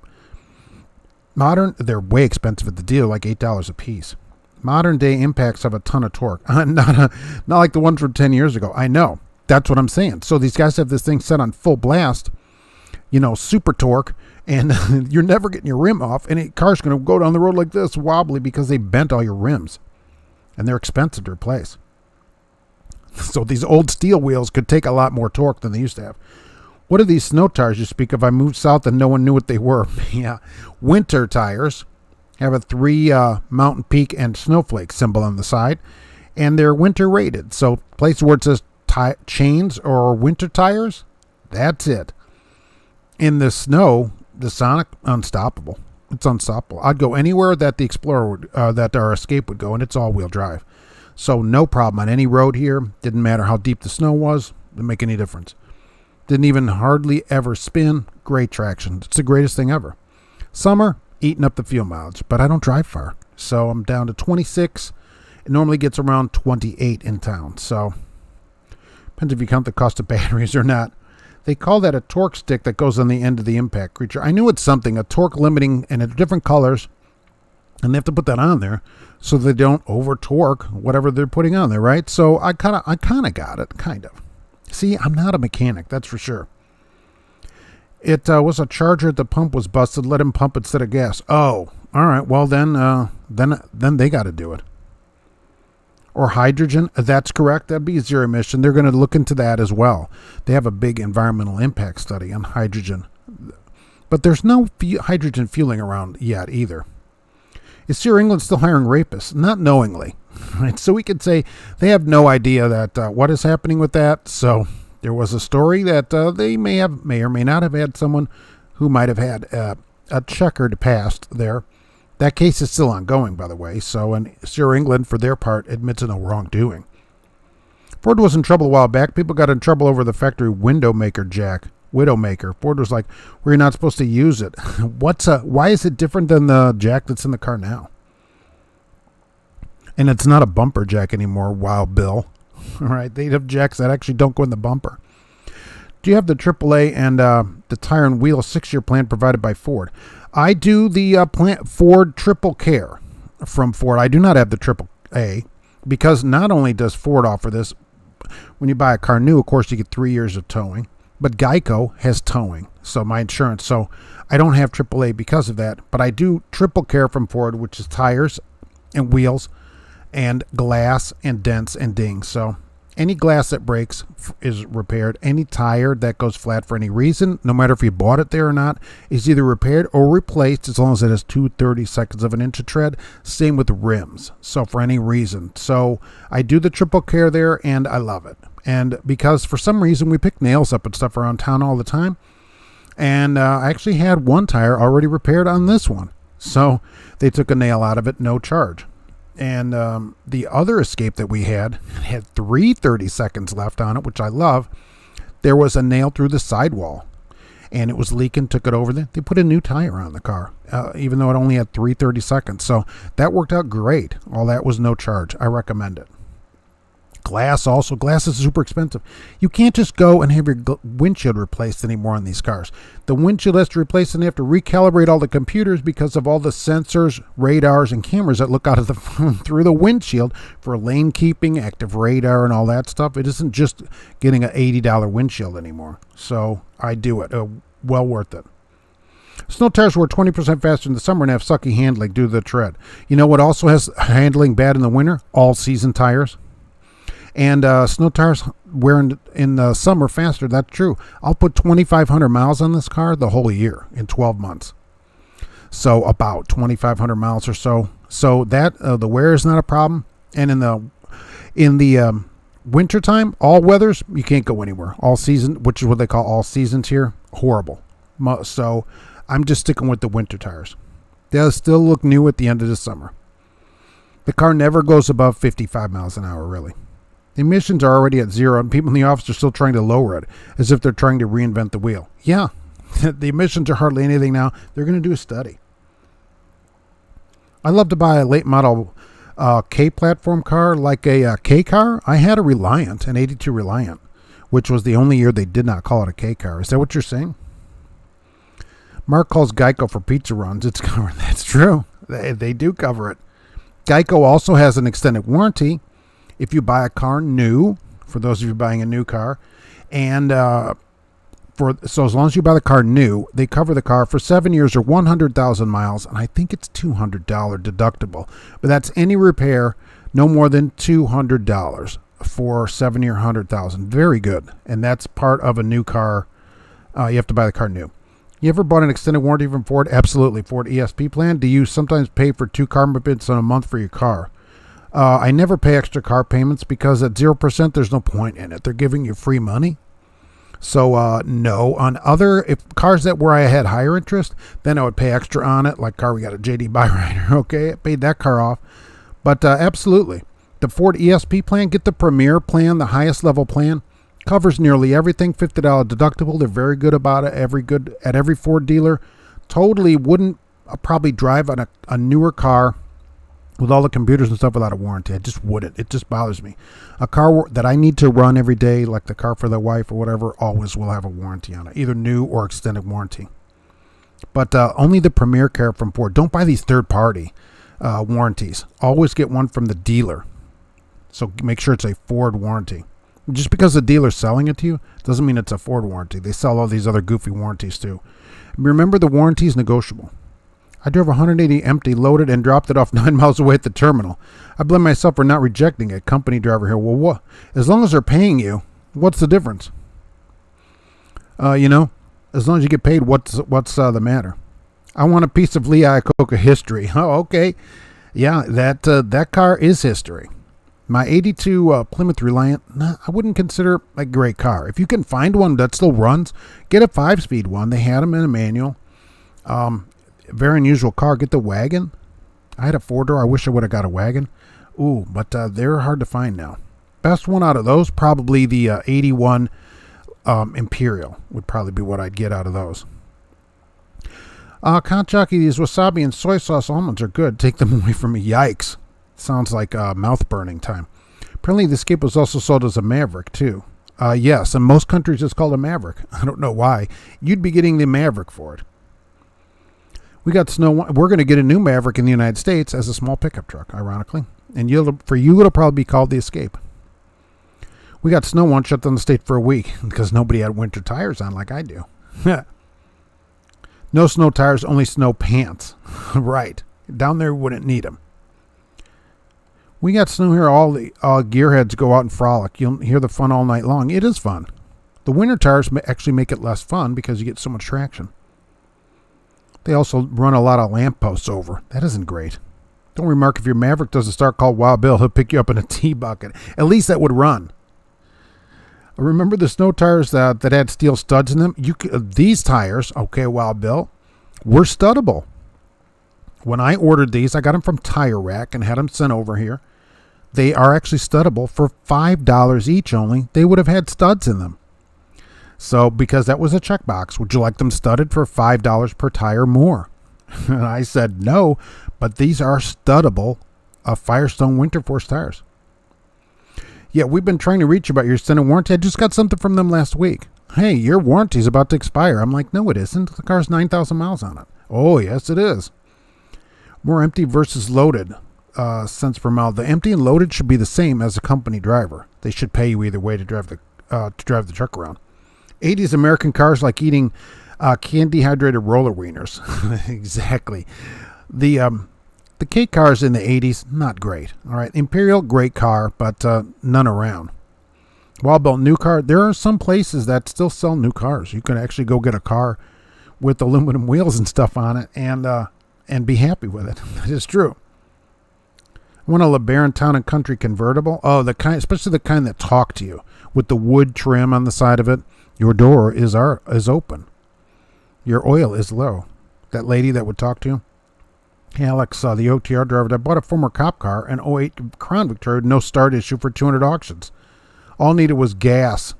Brilliant. Oh, actually, can't even see that.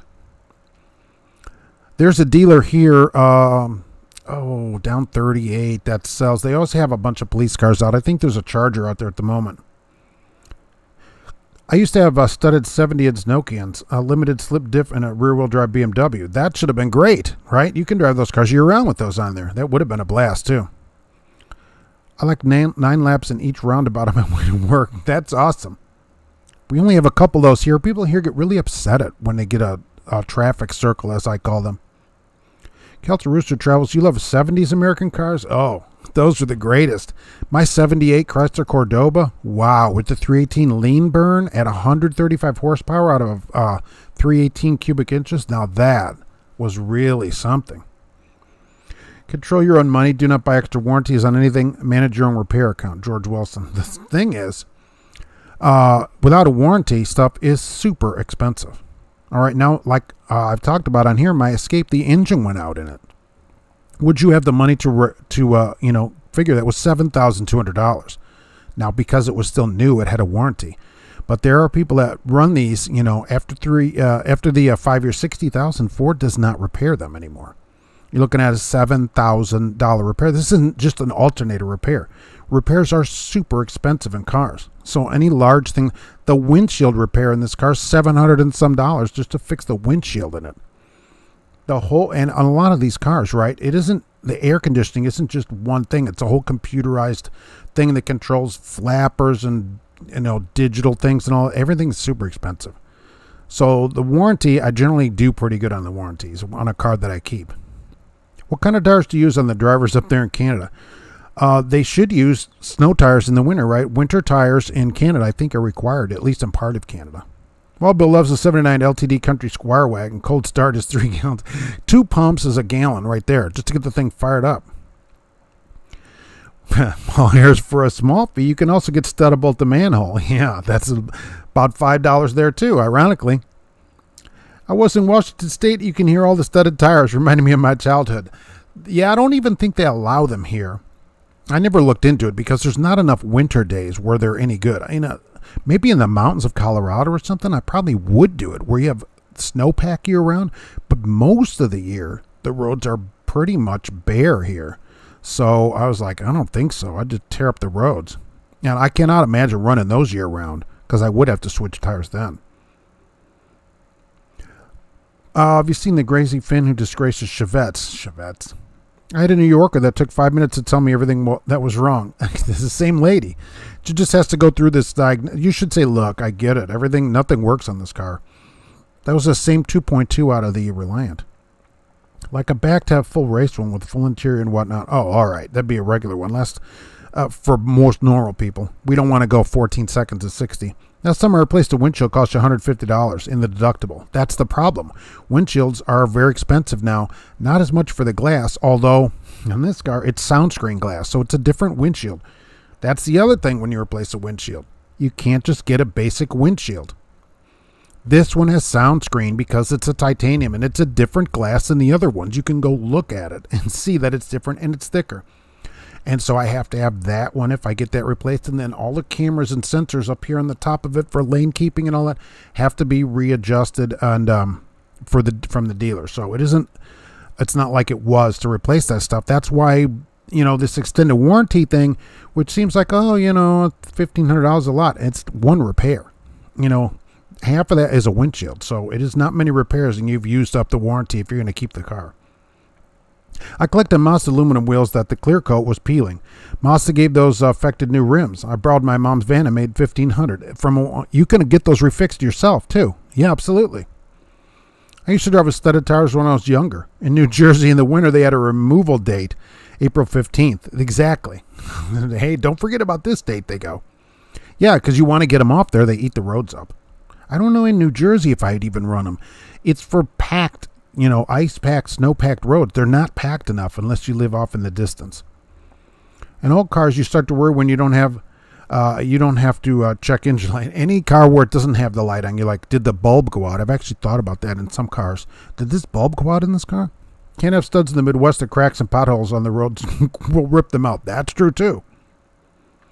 Well, Bill, my daily vehicle is a 77. So it's older than my old Cordoba that I used to have. I've had some that were that old, but it's been a while since I've had a 77. Why would you want a basic windscreen? It makes a difference for noise. People could say what they want on that. The thicker glass all the way around it, it's quieter inside. It matters. That kind of stuff matters. And so that's why I always tell people get a higher trim car because the thing is quieter. This one has 6 extra pounds of sound deadening from the SELs.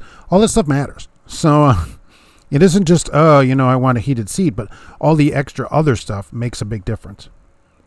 For all the traveling I do, which in that gets, 5,000 or 6,000 miles a year put on it. I haven't, but I want to check them out. The closest to weird driving I've seen are these things, right? You want a crappy car? Remember the AMC Pacer with the Iron Duke, Alexandra? Well, yeah, they go, you know what? Let's go call GM. What garbage engine do they have that they can give us to put in our horrible car? And GM's like, oh, give them the Iron Duke. See if they'll take that. They took it. Let's put it in the car where the the passenger door is 6 inches longer than the driver's door. Let's do it then in that car, which it was. The civilized world, glass is something covered by your car insurance. The glass would be, but there's other things to do besides replace the glass. And they may not replace it with the correct one if you're not getting it from the dealership. When I get a dealer warranty, I get to go to the dealer and have the dealer fix it with all the parts that it came with new, the same parts. So it's going to have the little Ford thing on it or whatever. And I think that matters to me. Remember the Pinto? I never had a Pinto. I had a Vega. I had a Vega GT. The Cadillac Cimarron was the upscale Chevette. And yeah, that was an upscale Cavalier, right? If you remember that. And people just love that car. Get a BMW 5 Series, double glass. Yeah, well, you know, as I always say, look, my next car will be a Jaguar for me. That's what I'll trade the Sonic in on.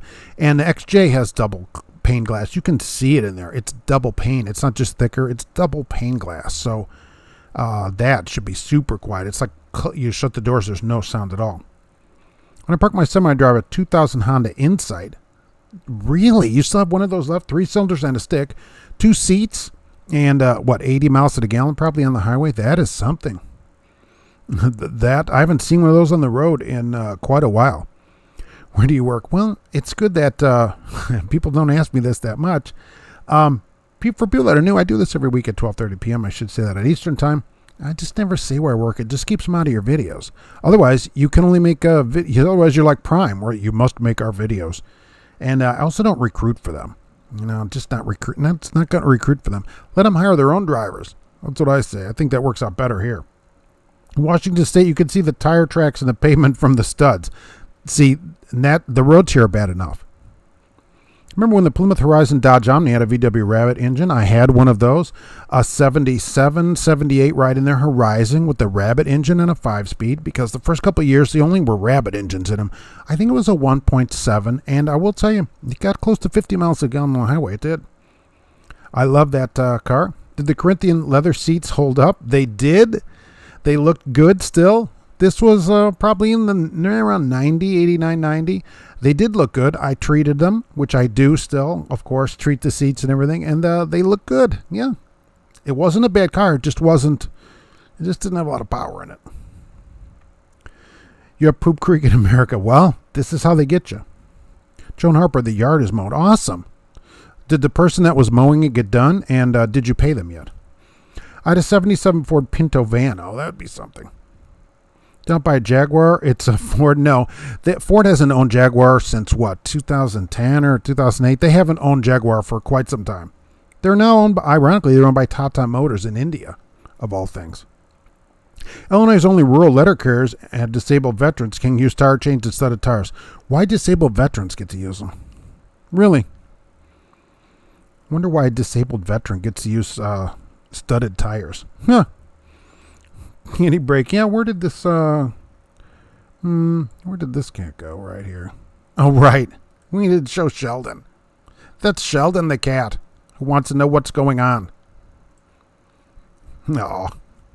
Sheldon. 65 mile an hour Insight. I have 2 of them. And a CRZ. Wow. So you like tiny Hondas. Like, how can I get the smallest Honda possible? Check out Scotty Kilmer's channel. He's got tons of information on cars. Yeah, I love Scotty Kilmer. Sylvester. Where did Sylvester? Do I have a Sylvester here? I don't have them all named. I should name him. I guess that would help. I don't know where it is, so I don't know. I'm just going to pick one. Let's see, where did it go? If click. I don't know what one this is. There's another one. It's kind of gray too, really. I need to name them. They don't all have a name on the sheet there, so. I had a friend enemy who drove a Pinto. It made me so happy to see her drive that car.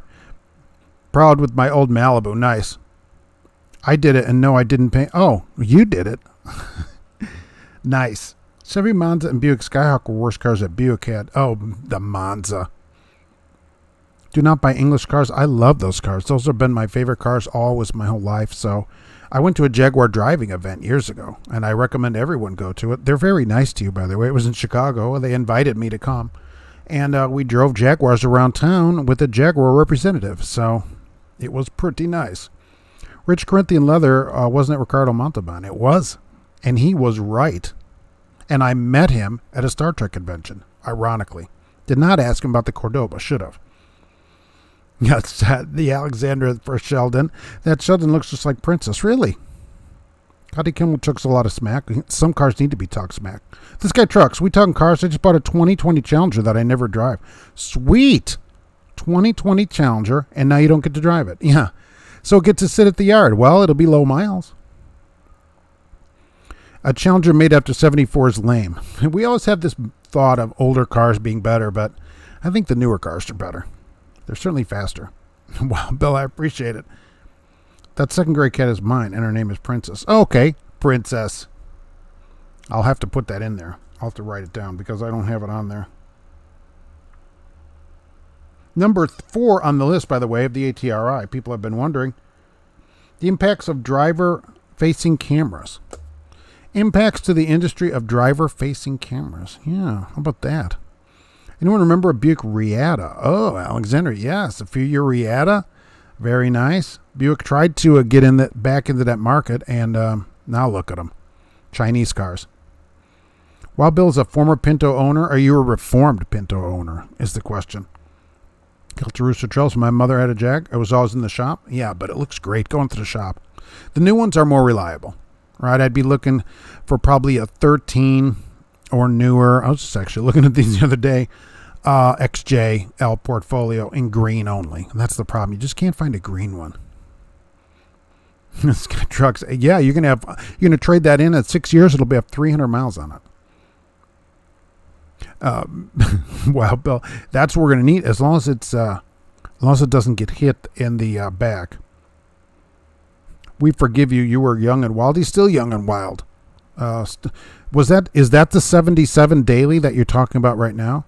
Could you be going to work in that? Are there any still running? And was this one of the wagon type with that window, that little round window in it?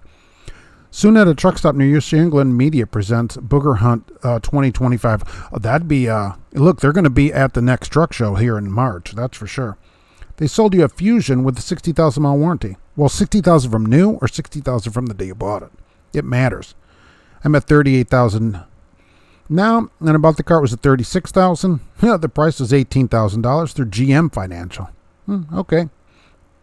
See, did you get it at a GM dealer since you have GM Financial? So you do not have a Ford warranty. Is that what you're saying? I met him at Arizona State University, like as a student, because he came to a few Star Trek conventions before he got too sick to go to them. And now he doesn't go to any of them. What are a few practical ways to build your credit? Just start paying stuff off again. I mean, I went through bankruptcy and got a car at JD Byrider, of all places. So, look, people say what they want about JD Byrider. Was it a high interest rate? Yeah, it was like 26% or whatever the maximum rate was at Indiana. But I paid the car off, so traded it in, and now I get new cars again. So you absolutely can do it. Just go back and buy things. They'll give you a car right away. Don't think like, oh, you have to wait 12 years or whatever. People will shun you. That isn't true. Just go down to JD Byrider someplace, pick a good car out, buy a car, and make some payments. You can also get a prepaid card at the bank. So go to your bank. Almost every bank does this and say, look, I want a prepaid card. And usually for a couple $100, they'll give you a Visa card or a MasterCard from that bank. And it has like a $200 limit because you've given them $200. And just buy gas, pay it, buy gas, pay it. Simple. And boom, credit again. And then soon, bankruptcy again. Companies eliminated driver-facing cameras at 2020 and 2021 trucks. Really? Why did they do that? Is it like Swift? Because Swift, they had a lot of driver pushback on that, which they should. Because I'm still waiting for a company or the ATA to give me one single example from anywhere in the country where a driver was absolved because of the driver-facing camera. They always say, well, this will absolve the driver. Not the part that faces the driver. I've never had them where if only we had the driver facing part. That's never the case. So I don't like them at all. Companies use them, and I don't like them. And there's no way to stop them. Because look at all these accidents. The forward-facing one's a good idea. Okay, every driver should run their own dash cam.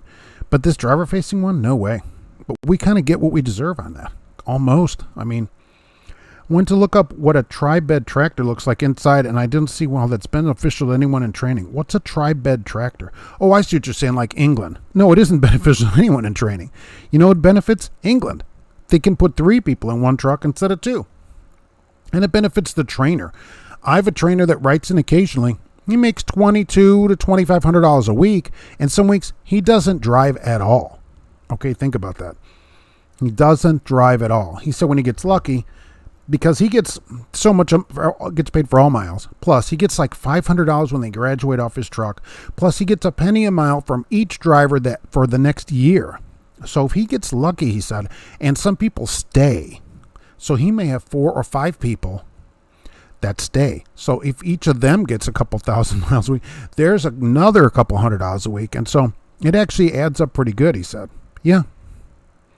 How did you end up in bankruptcy? The cracker box took all your money?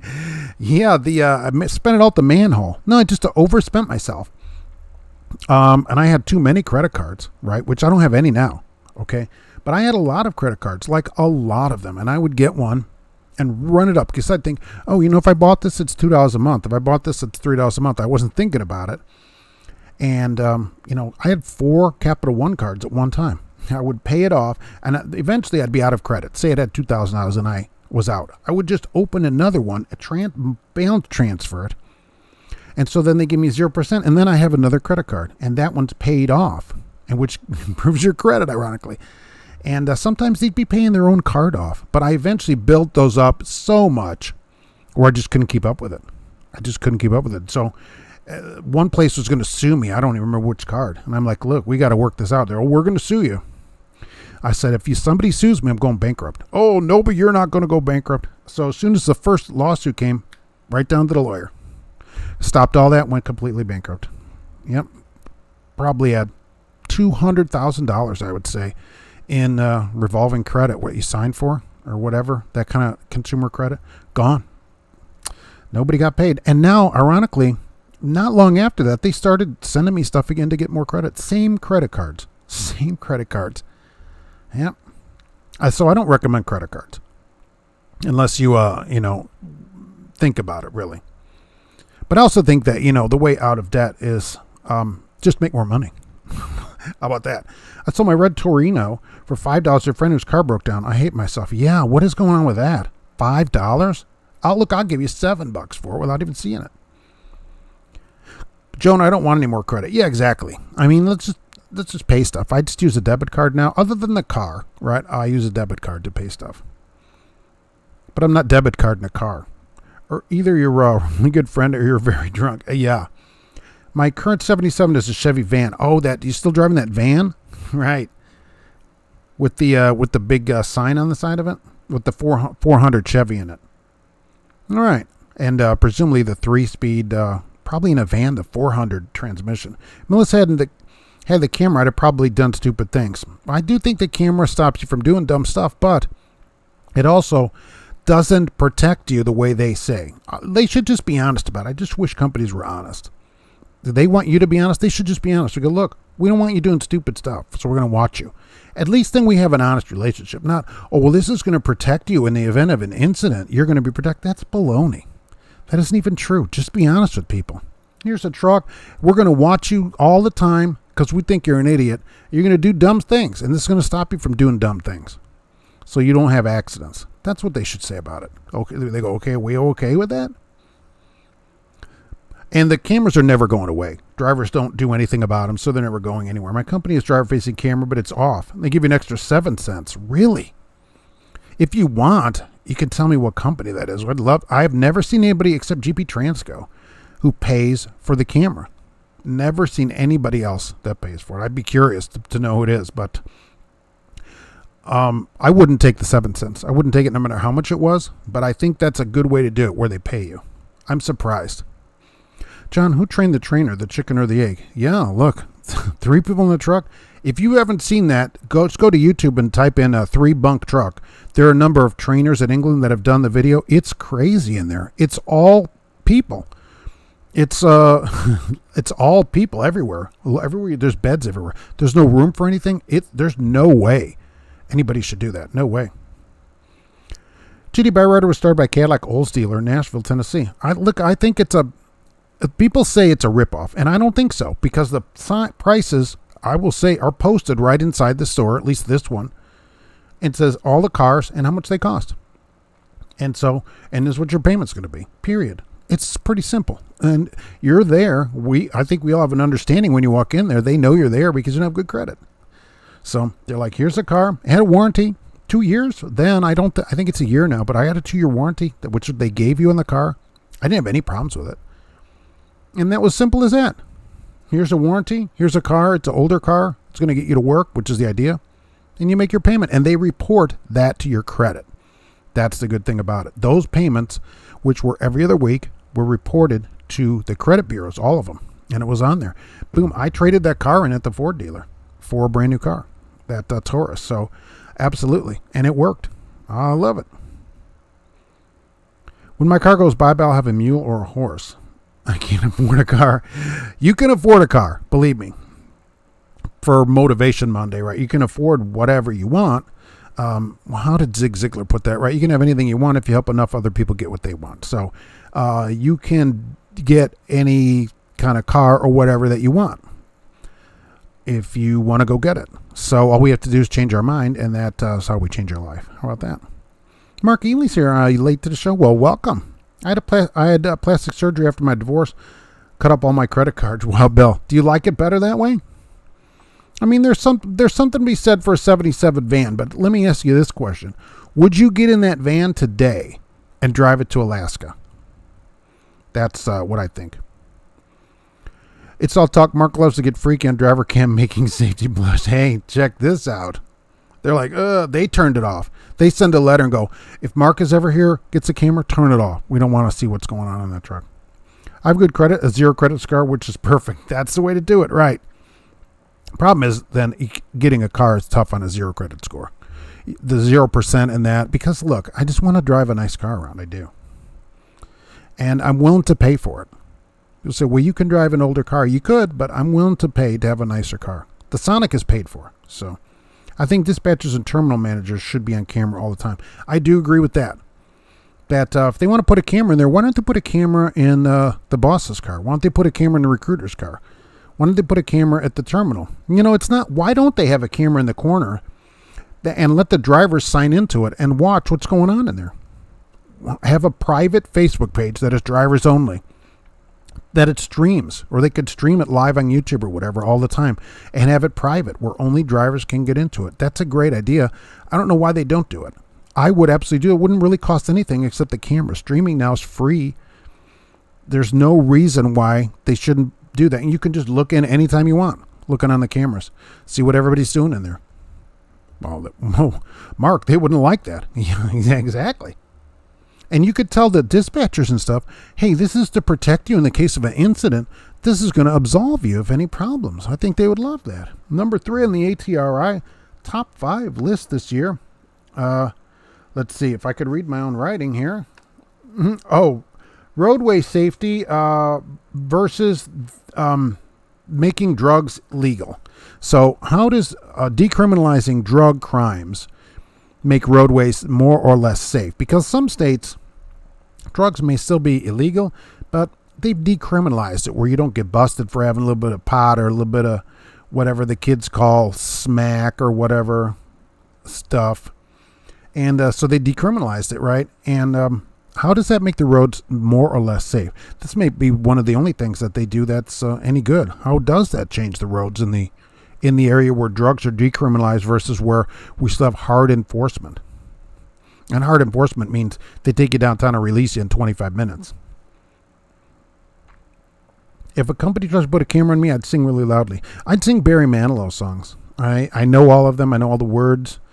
So I think so. I think they would have to hear Barry Manilow and Neil Diamond. Do Neil Diamond all the time. Creature 937. Yeah, I would. JD Byrider. They give you a warranty from the time you buy it till you paid for it. Well worth it. You know, yeah, it's a high interest rate. Yeah, the Taurus I bought was old then. It was, I don't know, like an '04 or something. I looked it up. It was probably worth $5,800. They wanted $10,000 for it. No interest, which is nice. 0% because it's already double the price. But yeah, we understand. Yeah, I'm there. Obviously, I'm here because I don't have credit. So, and they give you the cars. All you needed was a job and like a gas bill or whatever. I had the electric bill, and you're in. Simple. Got it. Drove out of there. Walked in and drove out, just like they said. Took the bus there and drove a car home. Look, I got a car. This guy trucks GP CEO. Car had a camera system in it for a while when they were testing it. I guess safety always got notified of his speeding. That, you know, I didn't want to bring that up on because I didn't know what had happened with that. But GP Transco at one point did say they were going to put a camera in the CEO's car, in his pickup truck, and post the videos online. And I waited and waited, and they never posted any videos. And I'm like, well, why are there no videos? But yeah, that's what they said. They said they would post the videos online for everybody to see. Well, but you would drive the van anywhere? Okay. I mean, that's fair. Any car. I think people should have a car that they can get in right now and drive to Alaska without it needing a bunch of work. And if your car needs work to go there, then you should fix it. At least one car that you have from your fleet of vehicles should be able to go anywhere you want at the drop of a hat. Should be in that kind of condition. So if you drive the van anywhere, I think you know what that means. It's time for a road trip. That's right. More driver applicants fail the drug test now. I don't know if that's the case. You know, I don't know if more people are failing it or not. People say that, but you know, is that younger people doing that, or am I just thinking like, get off my lawn like I'm an old person? The war on drugs is a losing battle. Yeah, absolutely. Absolutely. It's just a waste of time. What's the price of your Ford Escape? The Escape. Well, this Escape was a little over 38,000. Do you still do Uber? Yes, I do. Like I was talking earlier, this weekend, they had a deal there. Drive 3 rides, complete 3, and get an extra $100 bonus. 74 minutes, done. So I don't do it like full time or anything, but for that, absolutely. There's still protests in Louisville every night over the Taylor girl. Really? They haven't, they're still doing that? Holy mackerel. With a camera and audio recording, I'd start cranking death metal. Aren't you already cranking death metal in there? Right? I mean, they're not getting anything different, right? A silver, I love Neil Diamond. Hey, Neil Diamond, I love Neil Diamond too, right? He actually writes the songs that make the whole world sing. George Wilson. This guy trucks. I'll tell them tomorrow we demand the video. Yeah, actually, if you are in there, tell them I'd love to know where that video is. They actually said on this show, Sergey said, hey, he's putting a camera in his car, and I guess he drives a Raptor around, and they're going to post the videos, and then on YouTube, on their channel. And I'm like, okay, and then I never saw any videos. So yeah, where's the videos? We demand videos. I wish the FMCSA would go to all hair follicle testing. Oh, cash is king. The ATA would love that, and they are all about it. Why do you want hair follicle testing? Oh, man, because you wouldn't have to take the test. Hey, Mark, how many cars do you have? Just 2 at the moment. I have had 4 at a time, but I'm down to 2. Congratulations to Drugs. Hey, Drugs, you win for winning the war on drugs. Congratulations. That's great. Well, Kodak film do the cameras use? A Kodak Ektachrome. They're on they use the Ektachrome. I have one car. Yes, I'd take it anywhere, but it's getting old. It's an '09 Focus with 227. Well, look, if it's just you and you have one car, that's enough, right? I don't think you need a whole fleet of cars. As long as you could drive it anywhere and it's reliable, absolutely. It's beyond its sell-by date, as they say. And you do need to think about something you're going to do in the future. You can't ride a mule everywhere. I mean, certainly, but yeah, absolutely. I can go to Alaska. I got a kick out of Canada for fighting their DOT over my shifter knob being a knife. All right, let's say, could you do a 10,000-mile road trip around the country? Or something like that, you know. If you're prohibited from entering another country. Backwoods PNW, glad to catch the live show, Mark. It's good to see you here today. As long as the CIA and international banking institutions exist, you'll never win the war on drugs. Yeah, as long as they're bringing it in and giving it out in the neighborhoods, it's tough to then win the war on it. But they always need more, people. The thing is, people shouldn't do it. I always say that, right? The solution is to not do drugs. So someone asked if a company does hair follicle tests, they don't need to be driving because apparently they're still doing drugs. I do get that question every once in a while. Hey, Mark, do you know about this company? Do they do hair follicle? How far back does their testing go? I love that question. Why do you ask that? Oh, no reason. Alexander, sometimes, you listen to a lot of podcasts. Oh, all right. Yeah, I'm with you on the podcasts. I'm rare on the music. It's mostly podcasts. And I'll be backed up this week because I'll have to listen to 5 days of them in 4 days. Cash is King Trucking. I tried to win the war on drugs. Come to find out there was no war. It was my neighbors shooting fireworks. They're a little early this year. You like murder mystery podcasts. Oh, right. The wife listened to all those kind of murder, mystery, and biography, mystery podcasts from murder stuff. Yeah, absolutely. All those weirder things like that, as I say. Louisville Metro goes on live on Facebook most nights with the protesters in the streets. Really? I kind of thought that had died down. They need to get their message out. They're not getting good messaging because I didn't know anything about it.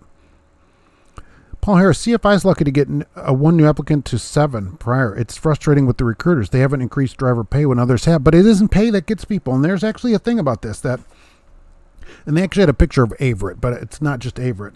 That driver pay is up, but driver recruiting is not up because it isn't pay. It isn't pay. People are sick of being treated poorly. Companies that treat people better don't have a problem getting paid. Like they offered that at Old Dominion, but I'm not working at Old Dominion. I was just curious what it pays. Oh, well, don't you want to come over here? No. I said, no, I don't. I'm just curious of what it pays there. The thing is, more pay is not how you get people. That's not how you get people. If they treated drivers much better, the drivers would talk about the treatment, and that's how they would get people. Next planned road trip is to Iowa. All right. We're going to do a around the country road trip, I think, in the next few years. Here's Seattle. I'm thinking of going down Portland and then across down Reno, the Alien Highway, down to see the Thing. Go to Vegas and then down to the Thing. Then across to St. Paul's, North Carolina, to the Blind Cat Rescue and Sanctuary, and then back. So that should be fun. About 7,000 miles. Hair test would eliminate more drivers, making the rest of us more valuable. Midlife Trucker. Does it, though? Are there that many drivers that have used drugs in the past few months or whatever? And really, stop doing drugs. Can we just say that here? There's no reason to be doing drugs. I really enjoy murder mysteries as long as they are fiction. Oh, the wife likes all the nonfiction ones. I will say that. I don't know about that for you, Alexandra, but here, they're all the nonfiction, the real stuff.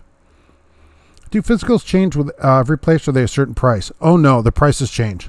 It's $55 here because I've seen it on there, and I don't pay for them, right? The company pays for their $55.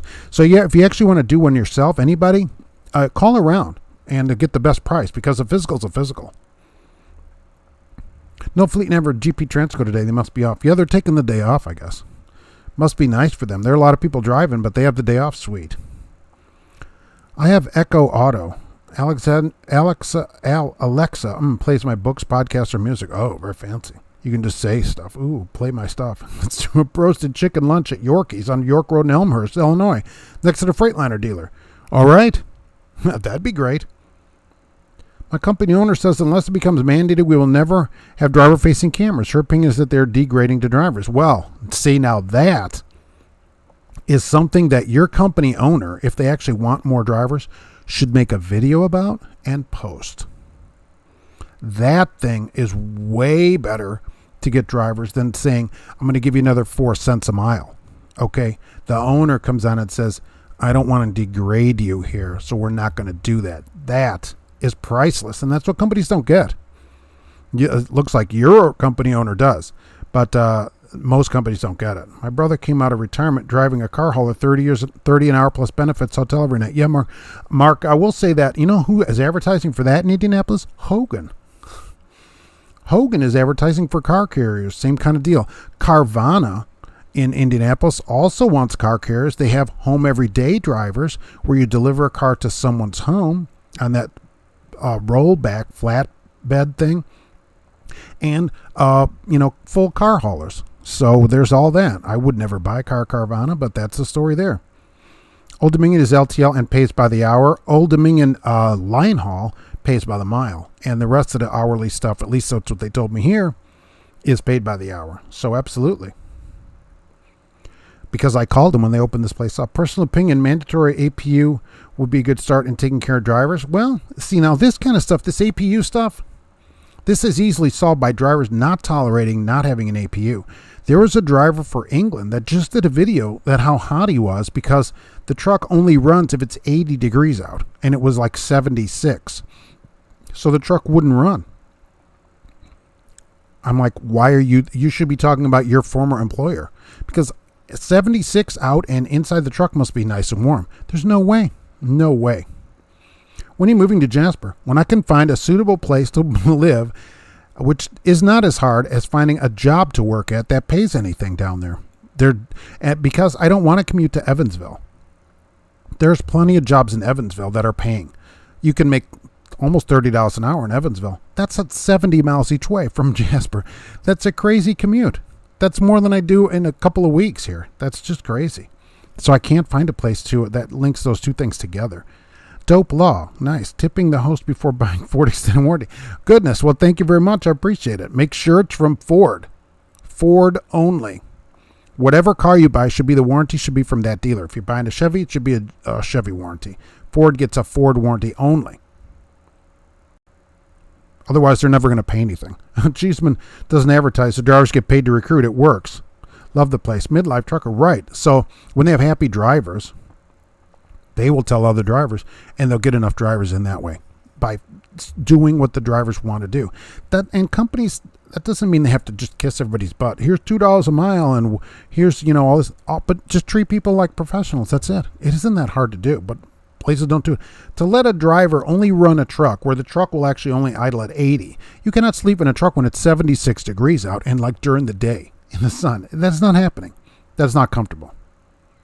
Only drugs I do is caffeine and sugar. All right, we'll let those go. Those are allowed.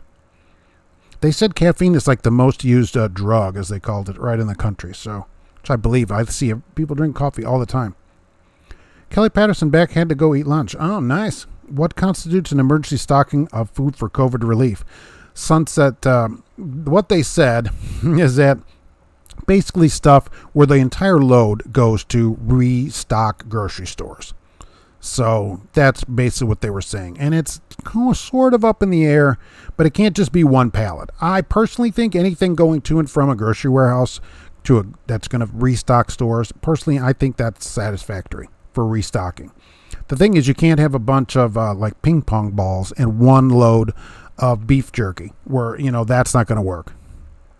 Alexander, I like really gruesome stuff. Fiction or nonfiction doesn't matter to me. Yeah, that's the same kind of stuff I have to listen to here on trips. I agree with you. And some of them are good and some are. There was a long thing that we heard about Dahmer, and I thought it was really fascinating, although kind of gruesome too. People that know Jeffrey Dahmer, Wisconsin native, top 5 companies to drive for and top 5 lease companies. Oh, there's no, I'm not up for leasing at all. So, and top 5 companies, that's individual. It just depends. Where I've been a long time, but people come and they quit. They're busy ironing all those teal bonus socks before mailing them out. I know, they're up doing all their socks. So these top 5 companies depends where you are, where you live, what you want to do in trucking. There's a lot of different things to it. What's good for the goose is not necessarily good for the gander. NYS DOT test is 90 plus. Oh, in New York State. See, call around. And I can imagine in New York it's more. But it's not a set amount, though. So each place can charge what they want, right? Each place is independently owned and operated. Cash is King Trucking. I got a guy that does my physical. I think you could be blind and deaf and dead and still pass. I've had those kind of physicals. I've had him ask me, can you see okay? Yes. 2020. They put down. How do you feel? Fine. Okay, you're good. Please pay us on the way out. My company gives me 8 hours at $33 plus miles on these holidays, or I could stay home and just get the 8 hours. That's not bad. That's $264 for a day for staying home. Nice. Misty, I pulled into a truck stop for fuel. All the diesel islands are filled with yuppie scum and their $100,000 plus RVs. Oh, that's super aggravating. And they don't pull up either. They refuse to pull up or whatever. And they're super... Tell them, look, your truck's worth more than their RVs, so they should get out of the way. Which is true at a lot of times. Driver-facing cameras are a double-edged sword. In case of an accident, they can make or break you in some cases. Kelly, I haven't found that to be true. And I can't find any incident where because of a driver-facing camera, the driver is exonerated. Only convicted basically by the camera, but not exonerated. I can't find any of that. You're much better off just facing it out the windshield. Wish I could just buy my own truck and get out there. Oh, that's tough, especially with a zero credit getting started. I don't know if you can do any of these large places that sell these trucks. Midlife Trucker, Achievement is over-the-road LTL. I didn't know what LTL was. So they're long-distance, multi-stop loads is what you're saying. My first DOT physical last January, the doctor wanted me to do a sleep test. Nice, Paul. Went to another doctor and gave me a card with no restrictions. Yeah, shop the doctor. Now, company I work for has its own doctor. Yeah, the sleep test is not a requirement, so you don't have to do it. Get a doctor that doesn't make you do it. They're kind of ridiculous, I think. Alexander, yeah, Cash King Trucking. Is he going to be live over there? Probably. From right here, there he is. He's live all the time. Don't forget today's show, which I didn't say, is sponsored by Radio Shack. Go over and get a free battery a month club. Be sure to get your free battery a month club card, because tomorrow, remember, you get to go in and get your free battery for June. So you're going to want to do that. Join the free battery a month club. Let's see. Old Dominion does not pay overtime to hourly drivers until after 60. I thought it was 55, but okay, 60. ABF and Holland pay daily overtime after 8. ABF, Holland, and Yellow. Now, a driver, and I don't know if this is you, an astute viewer, sent me a screenshot of ABF where they were talking to them in some chat, and ABF offered, get this, $15,000 day one sign-on bonus. And I wrote back, I'm like, how does this happen? Yeah, and that's what they offered. Now, I don't know. I would really have to talk to him to see. This driver did not talk to him beyond this. If you actually got it on day one, it seems like stupid. I'd go work Monday, but I'd quit on Tuesday. But that's what they offered, $15,000 day one. And I normally would say, don't go for a sign-on. That's a huge sign-on, because if you don't like the place, you just quit the next Friday. But that's crazy. Old Dominion does not pay overtime, but I'll tell you, if the people that write to me, Old Dominion pays more. Probably from their mileage. A good driving job is Calumet Pallet on US 41 in Hammond. Really? Where on 41 is that? Calumet Pallet. Is that by the junkyard? Mommy Doomsday Podcast. I never heard of that one. Does Millis have reefers? No, I don't think so. My physical nowadays, I can only be certified for 1 year because of the arterial stents I had put in. Kelly, all right. Well, look, a year is still not bad, right? And stents, at least you're alive. That's what I would say. I'd go in every year and be happy to be living, because you don't know when that next day is, right? So whatever you want to do, go do it. I pay $7.20 a year to a doctor's office. See the practitioner or text, email, call him as much as I want. Wow. Did my physical, check, vision, already knew the rest of the history, quick and easy. Yeah, that's not bad. I don't remember how much it cost me to have my own authority. A lot. Authority is expensive, I think, because the insurance, I think, is what gets you, right? But if you have an idle restriction company without an APU, if your doctor says you need a CPAP, it should get your idle restriction renewed. No more burning up when you sleep. Okay.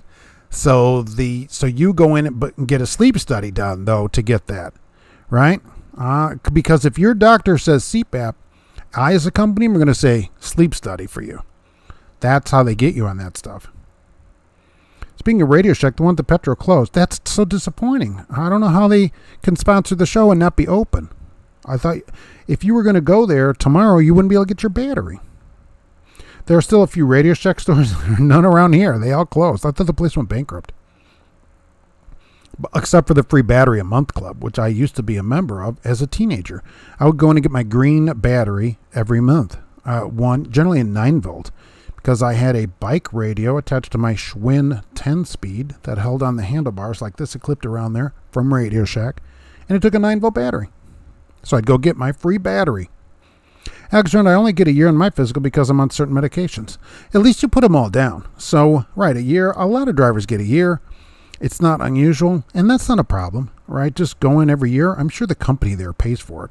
And I would say keep up with whatever medications you're on because you only get one shot through life. So whatever it is that you need, do it, no matter what it is. If it's a little thing, if you take 20 pills, whatever. Take them all, see the doctor, get well, because once you're done, that's it. Like this driver that didn't write this down. I don't know if anything would have changed. We don't know. That had this accident, but 5 children died, and they commented that they looked into it, and he didn't fill his medical card out right, so he got a 2-year physical, and they said that he would not have gotten a 2-year. Now, I don't know if that would have changed this accident. Maybe he couldn't drive. I don't know. Now, they're not going to charge him with fraud because he's not here anymore. But I know a number of drivers have been charged with it, and it turns out it's a federal problem to fill that form out. They consider it a federal form. A number of articles have shown drivers that where they had an accident and then they find out, they're on all this medication that they didn't write down. So whatever it is, write it down, and so that you don't get a fraud charge. Nobody wants that. Number 2 on the ATRI's list, charging for electric trucks.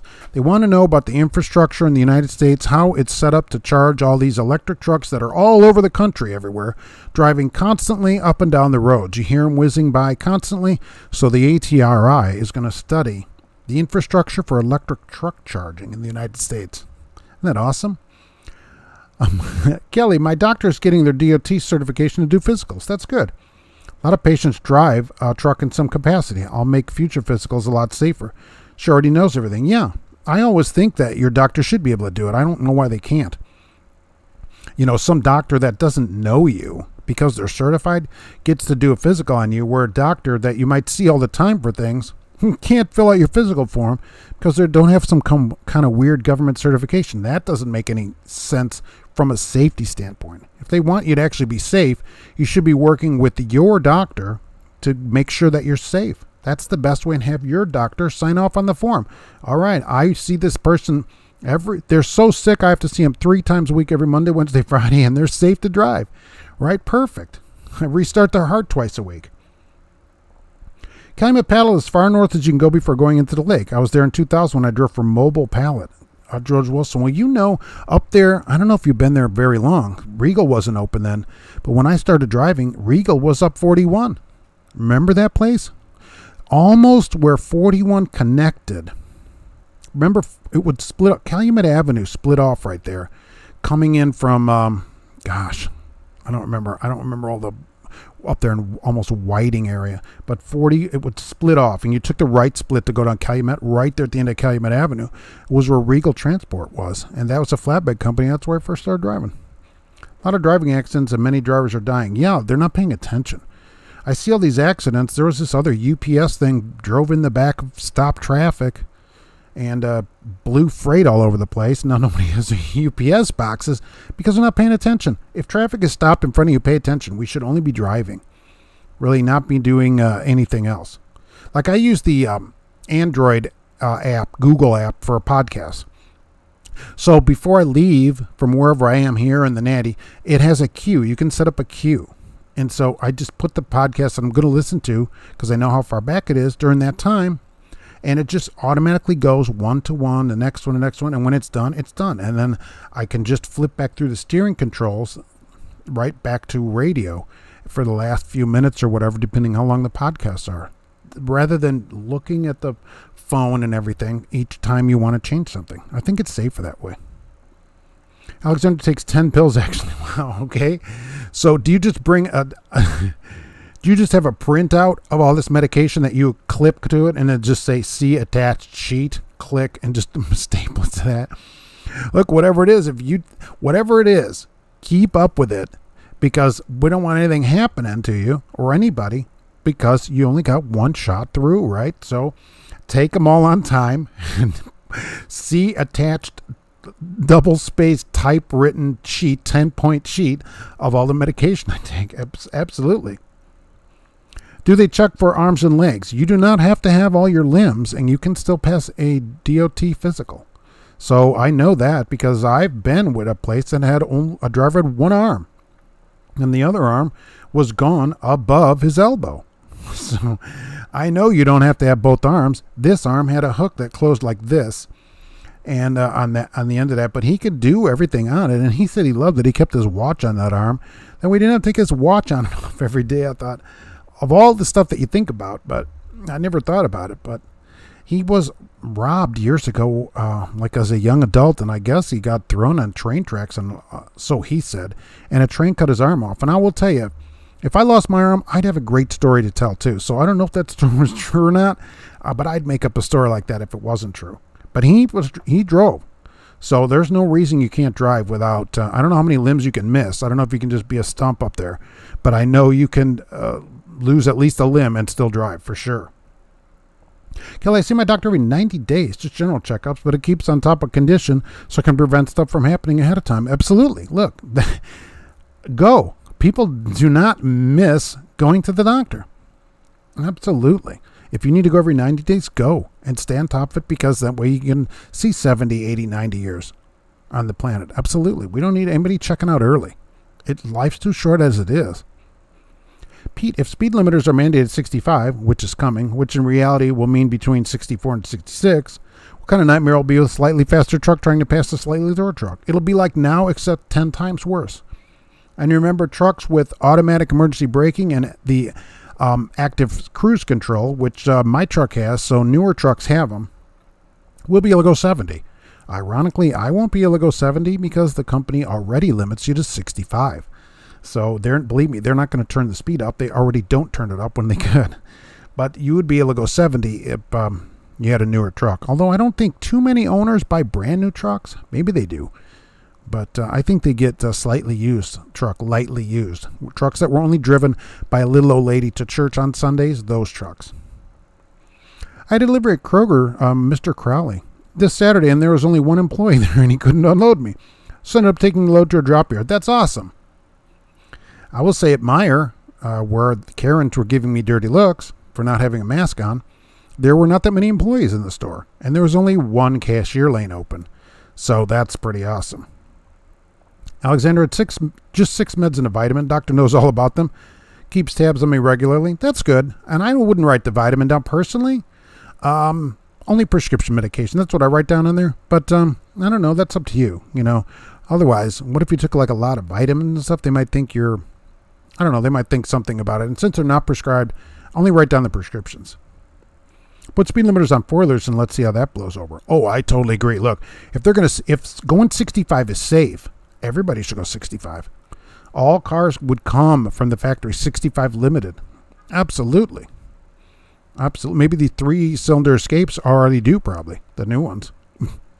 I need to go to Niagara Falls. Oh, that'd be nice. Niagara Falls, right? The Three Stooges, remember them? Slowly we wait. Inch by inch, right. For Niagara Falls, I remember that. Yeah, I haven't been up there in many years. I'm so limited in where I go. It's kind of sad, really. The number one thing on the ATRI's list this year, what are they trying to do? Number one, how do we get more 18 to 20-year-olds into trucking? That's what they said. That's their number one thing to work on this year. That was the ATRI study. What's their 5 top things to work on this year? How do we get more 18 to 20-year-olds into driving? Kelter Rooster Travels. Everyone have a good day. Thanks for another great chat, Mark. All right, well, thank you for being here. We will see you soon. If we could just get more... Now, some states, like Texas, I think if 18-year-olds want to drive, it's already a big enough state where you could drive and make plenty of miles, even if you're paid mileage in Texas. Holy mackerel, but yet they don't have them there. I have a bad knee. Cot jockey. I asked my practitioner if I could pass a DOT physical. He said I could pass you with a prosthesis. Yeah, no doubt, right? Yeah, I know you can get out with this extra stuff. So a bad knee, certainly. Now, some companies, I will say that, will not pass you because there's like lifting tests. A lot of these mega carriers, they'll make you lift 50 pounds and carry it so many feet and stuff.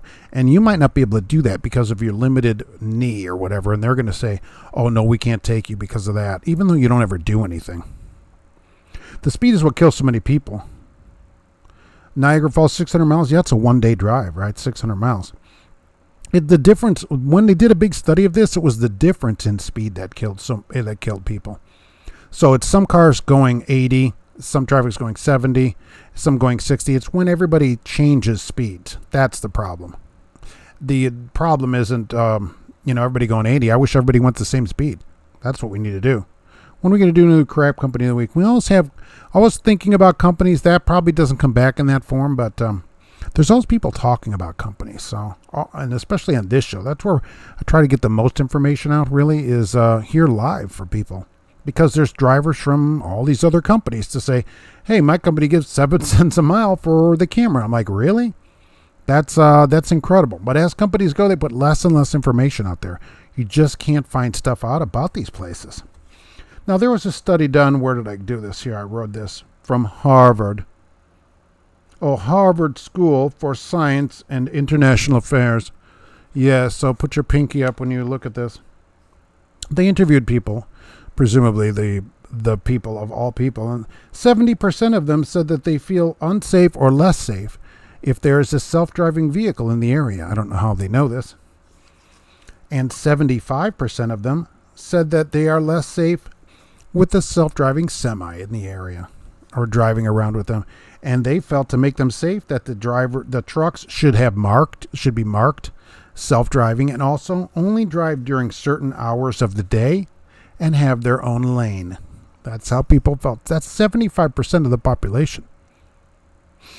By this study from the Harvard School for Science and International Affairs. Yes, very. Hi, Mark. I'm in California. Is 55 max speed, but seems like every truck does 65. That's correct. There's a law for drivers that you haul a trailer and police don't bother them. Only truckers. That's true, too.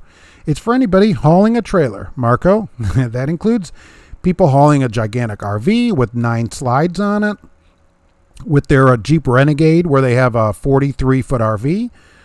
Anybody with a U-Haul, yeah. Nobody follows it virtually. Joan Harper does the speed limit. Yeah, I'm out there doing the speed limit, and you really get passed in California. But it's like going around the loop in Indianapolis. It's a 55. Nobody's doing 55. 80, 94, right? Wild Bill, what's the speed limit? 55. How fast do people go? 107. Okay, the van up there must be screaming up there. Especially Fresno, got my last ticket for 62 and 55. Yeah, they stuck it to you. Did you get a lawyer on that? So just slowly I turn right, step by step, inch by inch. I feel less safe if Wild Bill's close, like a Ford and a Pinto, like double jeopardy. Once that thing get going, they're all set. Get that 3-speed revved up in it. If Swift went only self-driving semis, there'll be little change in the stats. They're going to be one of the first ones. US Express is an investor in Too Simple, so they're absolutely going to be doing this kind of stuff. They want it. These long-distance loads, that's what they want to do. They just did that load. I just talked about this. Oklahoma, Nogales, Arizona to Oklahoma City. The truck drove itself the whole way. It didn't stop. 75 miles an hour. That's the speed limit out there, right? It didn't stop. It didn't need to take a break. It didn't need to do anything. It averaged 62.5 miles an hour through the whole trip. That's all you got to average to do what it was doing. And that's easy to do for a self-driving truck. Basically a train that's taking up road space. Can't wait to see one blow the scales like a robo outlaw. We should all just go by them. Speed limit is 75 somewhere. Yeah, out west, 80, right? Jeep Renegade is just a rebadged Fiat. Can you imagine that pulling a 40-foot trailer? They go, well, as long as the tongue weight's under 150 pounds. Fireball's not just cinnamon whiskey anymore. We all wish that's all it was. Trucker Hershey is trying to get in number 1 fuel mileage this month, sitting at 8.7. That's very good. But look at list from May 20, and someone has 11,000 miles averaging, says 9.6. See, that place, I don't like that kind of thing, personally, because who knows what kind of loads that person gets. 11,000 miles at 9.6, they're light all the time. And they could just be the luck of the draw. It could be that's a brown noser. They like him. Maybe that's the brother of the owner. Who knows why that person gets light loads. They're on a regular run where all they haul are styrofoam packing peanuts around. They're on the packing peanut loads, dedicated. I don't know. But this kind of thing, this fuel mileage average isn't fair. It's not a fair bonus, and I don't like it. And so what do they give you if you get number one? Anything other than you get on the list? I still don't, either way, I don't like it. Curly and the Three Stooges said Niagara Falls. Yeah. They must be getting light loads. Kelly, exactly, but why? Why do they get all the light loads? You know, do they bring donuts in every week when they come in? You know, do they pay? What happens? That's why fuel bonuses aren't fair, and companies shouldn't do them. Just pay people. How about this? And drivers have been interviewed, and this is what they say, and I agree. How about just give a regular pay to everybody rather than a fuel bonus that you can't control? Oh, every day I'm at Zephyrillus picking up water. I mean, that's not right. You're on the water, you know, so you're in Indianapolis on the Nestle account. You're picking up water down there off by the airport every day. And that goes somewhere. And what do you bring back? I don't know, logs. They fill you up with logs or something, right? And you bring that back. And this other person's on the styrofoam packing peanut account, Styrocell account or something. These kind of bonuses are never fair, a fuel bonus. Just pay people. If they just paid you hourly plus overtime, you wouldn't have any issues with fuel mileage because you probably wouldn't speed. Even if the truck went faster, I would think, although I have always thought that, but then I don't know. In Indianapolis, I rarely can catch up to anybody. Even in the car going around down there, if you're cruising along, it's hard to catch a truck. And I know some of those drivers are paid hourly, and I just don't understand it. If you're paid, I'm not telling you to host them on the clock, but why are you speeding? The idea is they'll slow you down a little bit, geez, but it doesn't seem to. Speaking about drugs, kilos of cocaine are washing up at the beach outside Houston. Time for somebody to rent a U-Haul down there and take it down there. Top 50% in truck category gets a penny, so 11,000 miles is $110. But what does the number one get? Anything different? I drove from Omaha to Tar Heel, North Carolina empty, and I only got 7.8. Some trucks don't do good. Bobtailing up to Hammond area the other day, I only got about 11.6 bobtail. So it's not as good as I thought it would do. I mean, the truck gets 8.5 all the time anyways. So I thought I'd get 15. Is there a Nestle in Louisville or General Mills? I don't know. There's Nestle in Indianapolis. Water down there. We want you to get 10, but you have to run Denver to Portland with the Purina. Yeah, how about Flagstaff, right? You have to pick up at Purina and Flagstaff and go somewhere, you know, and then bring it back. That's ridiculous. The stuff you can't control. You should never get a bonus on things you can't control. Oh, you get bragging rights to who? I guess we might look at that different. To me, I guess, as a company driver, I don't care. Personally. And they don't ever see me. So I guess it's something. I guess they put you on the wall maybe or tell everybody. But I don't know. It wouldn't matter to me. You get 13 bobtail? Yeah, you're doing better than my day cab got. I thought I'd get 15, 16 miles to the gallon. Nope. I don't even have it's only got a one fuel tank on it stuff. No way. Columbia George, greetings. Sorry you're late. I was out in the backyard grilling some roller wieners and sipping a Joe's meat flavored beverage. Nothing goes better with a wiener than wiener flavored drinks. They're also going to come out with dehydrated kind that you'll be able to mix later. So a dehydrated wiener flavored drink mix. That should be pretty delicious. Mark's constantly kickdown mode, no mile per gallon. I do drive the Escape Run in sport mode out of town.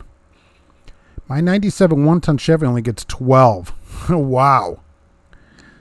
12. That's crazy. Of course, it depends on your commute, I guess. For me, that wouldn't be... I've always said that because I've always said, well, people say, well, Mark, what happens if gas goes up? I go, I don't care. I don't want to put any miles on the car. What is the difference? So that kind of stuff wouldn't matter, but people with a long commute, I guess that would be more of a problem. But if you don't get anything for being number one, no, but I still think that they're wrong on the fuel bonus. I don't like it. I do not like giving a fuel bonus out on anything. You should only get paid on things you control. Safety. But not if everybody's safety, too. I've been at companies that do that. They'll say, we all get a fuel with safety bonus. But then as soon as somebody has an accident, nobody gets a safety bonus. I'm like, why don't I get my safety bonus? Because a goofball over here had an accident. I go, well, that's how it works here. I go, do you see why you can't get people here?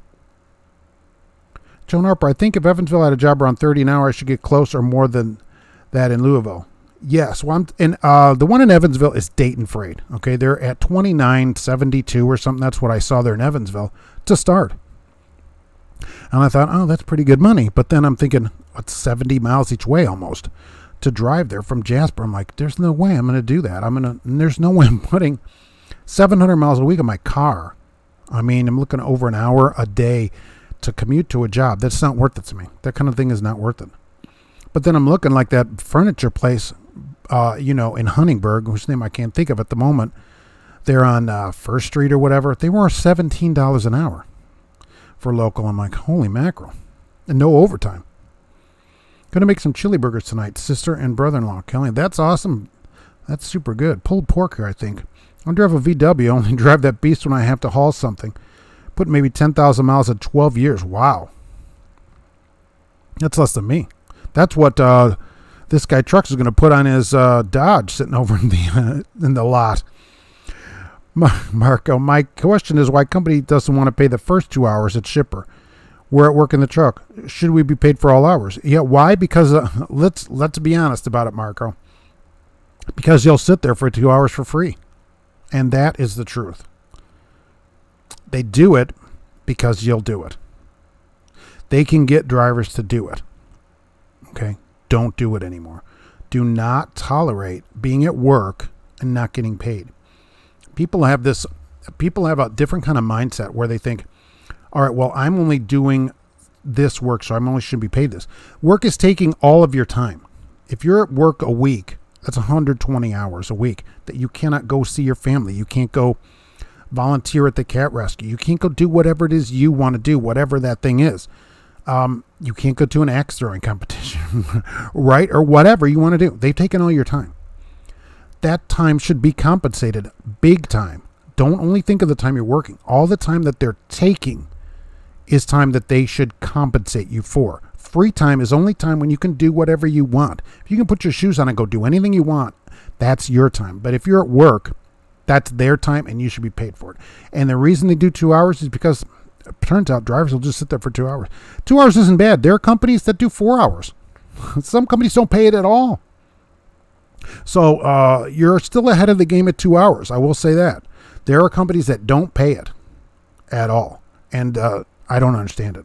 I won't do it anymore. And as soon as I decided not to do it, it turns out you don't have to do it anymore. You'll only be open up to opportunities that pay you for all of your time. So you just have to change your mindset into what you'll accept, because you get what you will accept. I won't accept that, so I don't get it. I don't do things for free, and so now I don't work for free. And that's just how it has to be. Your miles per gallon aren't great, but you have a 36-gallon tank. Wow, Bill, right. So filling that thing up right now, $100 to go a few hundred miles. Columbia, George, what fuel mileage does my truck get? I don't know, don't care. It's on the display. That's the only reason I see it. I don't care otherwise, but I thought it would do more just because I'm curious about that. But I agree with you. I don't care. I just fill it up and that's it. I leave. Truckers, I did send fuel mileage guy an email asking that 9.6 was correct because I never seen one for 9. Well, we don't, and that's the other thing. You don't know if that's correct. They're just doing that to get you to work harder. We don't know if he does a styrofoam run. I just don't like it at all. We spend a lot of time running the truck at idle to operate the pump. Oh, generating air pressure. Oh, right. So that would stink at your place, wouldn't it, for fuel mileage when you have to run the truck to run all this extra stuff? Kelly, my miles per gallon is 6.5. Ooh, I do a lot of idling to keep the batteries charged. Because the cooking appliances, that's true, pull a lot of power and bunk heater and don't work properly. They should fix it to save themselves money. What's going on with New York State and the vaccine passports or vaccine? Well, some places in New York State are going to require this to get into concerts and other venues. Oregon is also going to require this. So they're saying for large venues, concerts, that kind of thing. And there was just an article the other day about whether you could be mandated to get it. And some lawyer was saying, yeah. So I'm not a lawyer. I don't know. But a company, it seems like, can mandate a vaccine. Absolutely. I haven't seen any trucking companies mandating it yet. So they don't do it here. They're paying you here to go get $100. Did not get it here. I didn't. The wife did. I didn't.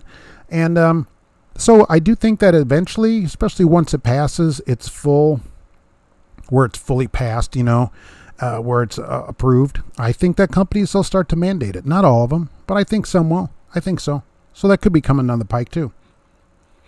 Trucking schools are the caveat emptor or buyer beware, just like Mark told Greg in his first car on the Brady Bunch. Mike told Greg in his first car, right, that's true. All right, bringing that up, right, your exact words too. Yeah, absolutely. But sitting free, I mean, it's just a choice. It's just simply a choice. When you're sitting there for nothing, remember, you can sit at home and not get paid anything. I had paid $136 for 74 minutes of driving for Uber, okay? And there are drivers that said 2 hours and don't make any money. It's all a choice. It's all a choice. Do you get that for Uber all the time? No. But you do get more there than you do sitting. We get an hour's pay for every washout. That's great. $33 even if it takes 10 minutes if you're lucky enough to find an empty washout. That's good. And that's your time. So they're paying you for it the way they should pay. And so then what happens is you tell other drivers, hey, you know what? We even get paid to wash out a trailer here. Most drivers don't get paid that. And so then that place gets to attract more drivers. Absolutely. Vaccine passport's the new version of You Live in Russia. Papers, please. That's correct, Kelly. Absolutely. And that will be coming to a phone near you, or you'll have to provide some kind of paper. Pretty soon it's going to be two sets of citizens, basically. You can't do this, and you can do this. You can't do this. Yeah. No one's asked yet. But that day will be coming. You still get this evil eyes at Meyer, though. Ooh, I saw a number of people staring at me. He doesn't have a mask on. Oh, my gosh. But I went about my business purchasing my items anyways. My company has said they're talking about making it mandatory to be vaxxed. They asked driver opinion. Most said there are plenty of places hiring. Well, it'd be interesting to see if they do it. What trucking company starts it? I think it'll all come together, where it's like a lot of companies do it at one time. Why would they ask anybody? What do they think people are going to say? They're going to say no. Who's going to say, oh, absolutely, make this mandate? Although, all the people at Meyer would have probably liked it. But are you going to show your medical information to the guy or woman at Meyer that greets you when you come in, or the Walmart greeter? No. The papers, comrade. Oh, here's my papers. Okay, you may go in and buy your Chinese products for 14 cents here at Walmart. I mean, come on. 10-minute truck wash at the Blue Beacon, 2 hours waiting in line to get the truck washed, Columbia, Georgia. Some of them seem to have a long line, and I never understood it. And if you didn't need a wash out, why would you wait in a super long line to get your truck washed, other than for a washout? Lawyers have put out letters to give employers. If employers mandate the shot, the company's liable if the person has a bad reaction. Companies change their minds. I did see that too. And again, I'm not a lawyer. You should contact the FMCSA office in your area for that. An attorney, actually Handel, if people listen to podcasts, Bill Handel on the Law, talked about that if they're mandated, he felt, in his legal opinion, that it would be under workman's comp if you got sick or anything happened, because it was a mandated workplace thing. Where it's different, he said, if they just pay you and you do it or don't do it at your own discretion, he felt like they couldn't do anything about, you would have no case. But that would be interesting to see if a company mandates that and somebody gets sick. The wife got pretty sick the next day from it. Not where she had to go see anybody, but she felt like if she was working and had a job, she wouldn't have been able to go into work the next day. But that doesn't happen to everybody. I've known a couple other people at work that get it, and they don't have any problem at all with it. So, and that's the thing, it affects people differently. So I don't know. Kelly, mandatory vaccine, asked the company, are you going to cover my medical expenses if I have a reaction? Well, again, Bill Handel from Handel on the Law, which is probably one of the greatest podcasts you can listen to, said, yeah, he thought they would have to. If they mandate it and make you get it, only if they make you, not if you get it on your own, even if they pay you. He said they're still leaving the choice to get it to you. Still your choice. So then, but if it's mandated, then it's work requirement. And so then they hold a lot more liability than they're just saying, here's some money, which places now seem to be going $50 to $500, depending where you work. They're $100 here if you go get it. And I've seen some companies doing that, but the mandating it, not yet.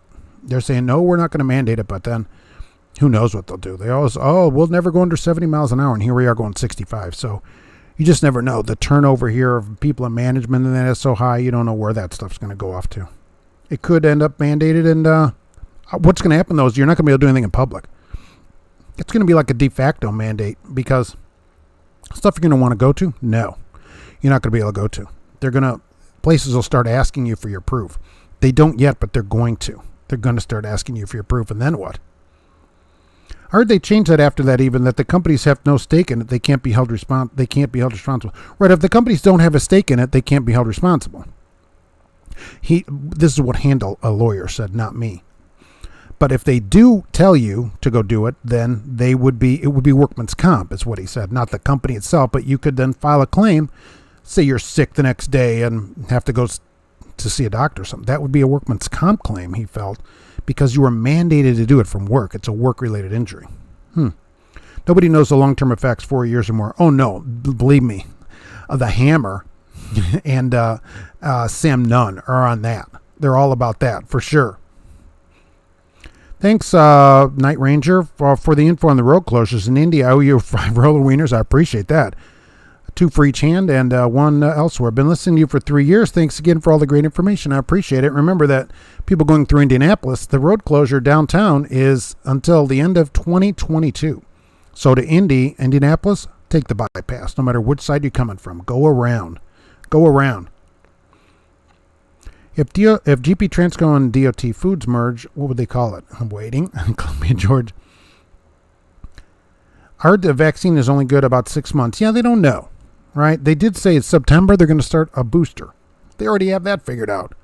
Boy, people at Pfizer must be just rolling around literally in rooms full of money. That's what I figure. If this becomes mandatory, what's next? Flu shot every year? Yeah, I'm surprised they don't do that. But, maybe they will say, well, if this is so good, why not get that too? If Holland Enterprises and Schuster Trucking merge, what would they call it? I'm not sure. I'm still trying to figure the first one out. GP and DOT Foods. I'm not sure. What does this guy think about it? Not sure. Let's see, where did I go off to here? Right. Don't forget, I'm going to head out of here today. I don't want to hold people up too much on their holiday, where people are off. Don't forget to watch Cash King Trucking. He's live every 10 minutes, and also Trucking with Diabetes. And please don't forget today, of course, of all days is Memorial Day, where we remember those that went before us, right, and gave their lives for freedom.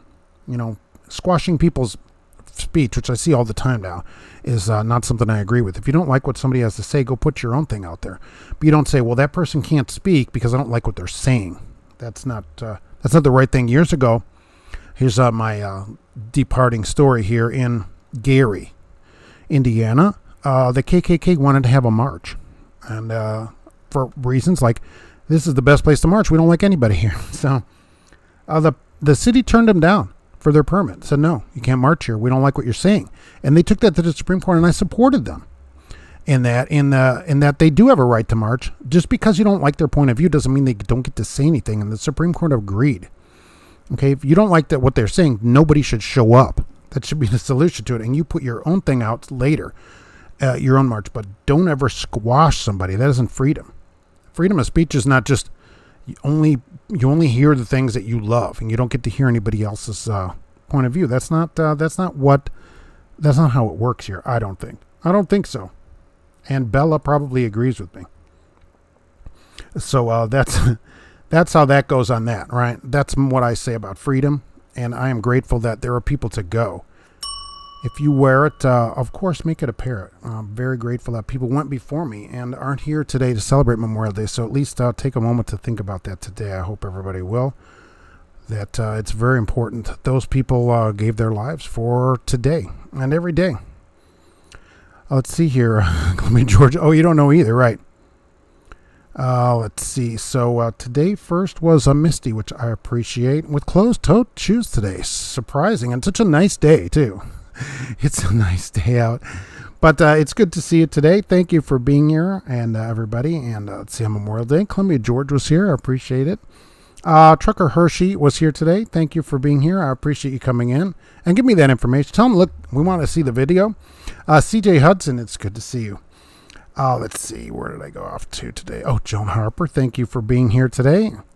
Night Ranger was here today. Where did I go? I keep losing my spot. Okay, Silver was here today. That's what we're going to say on that one, right? Well, Bill, good to see you today on a Monday. Marco, Hernandez, thank you for coming in today. Cont Jockey 466 with a different view of things, which I always appreciate. Thank you for being here. The Hool was here. International viewer, I do appreciate that, believe me. Mark Ely was here today. See, where am I up to? Going up to Jay was here. All right. See, oh, right. Through that. And I go up to here. Mr. Crowley was here. Culture Rooster Travels. Alexandra was here today. Pete 35901. John was here today. And let's see. I guess I will head out of here today for the day off. Paul Harris. Dope Law was here today. Thank you for being here today. Cash is King Trucking. Please go view his channel, which he will be live soon, I'm sure. I want to thank everybody for being here today. It is Memorial Day. Remember, right? Always remember. Be safe out there. And we'll be back soon with more videos.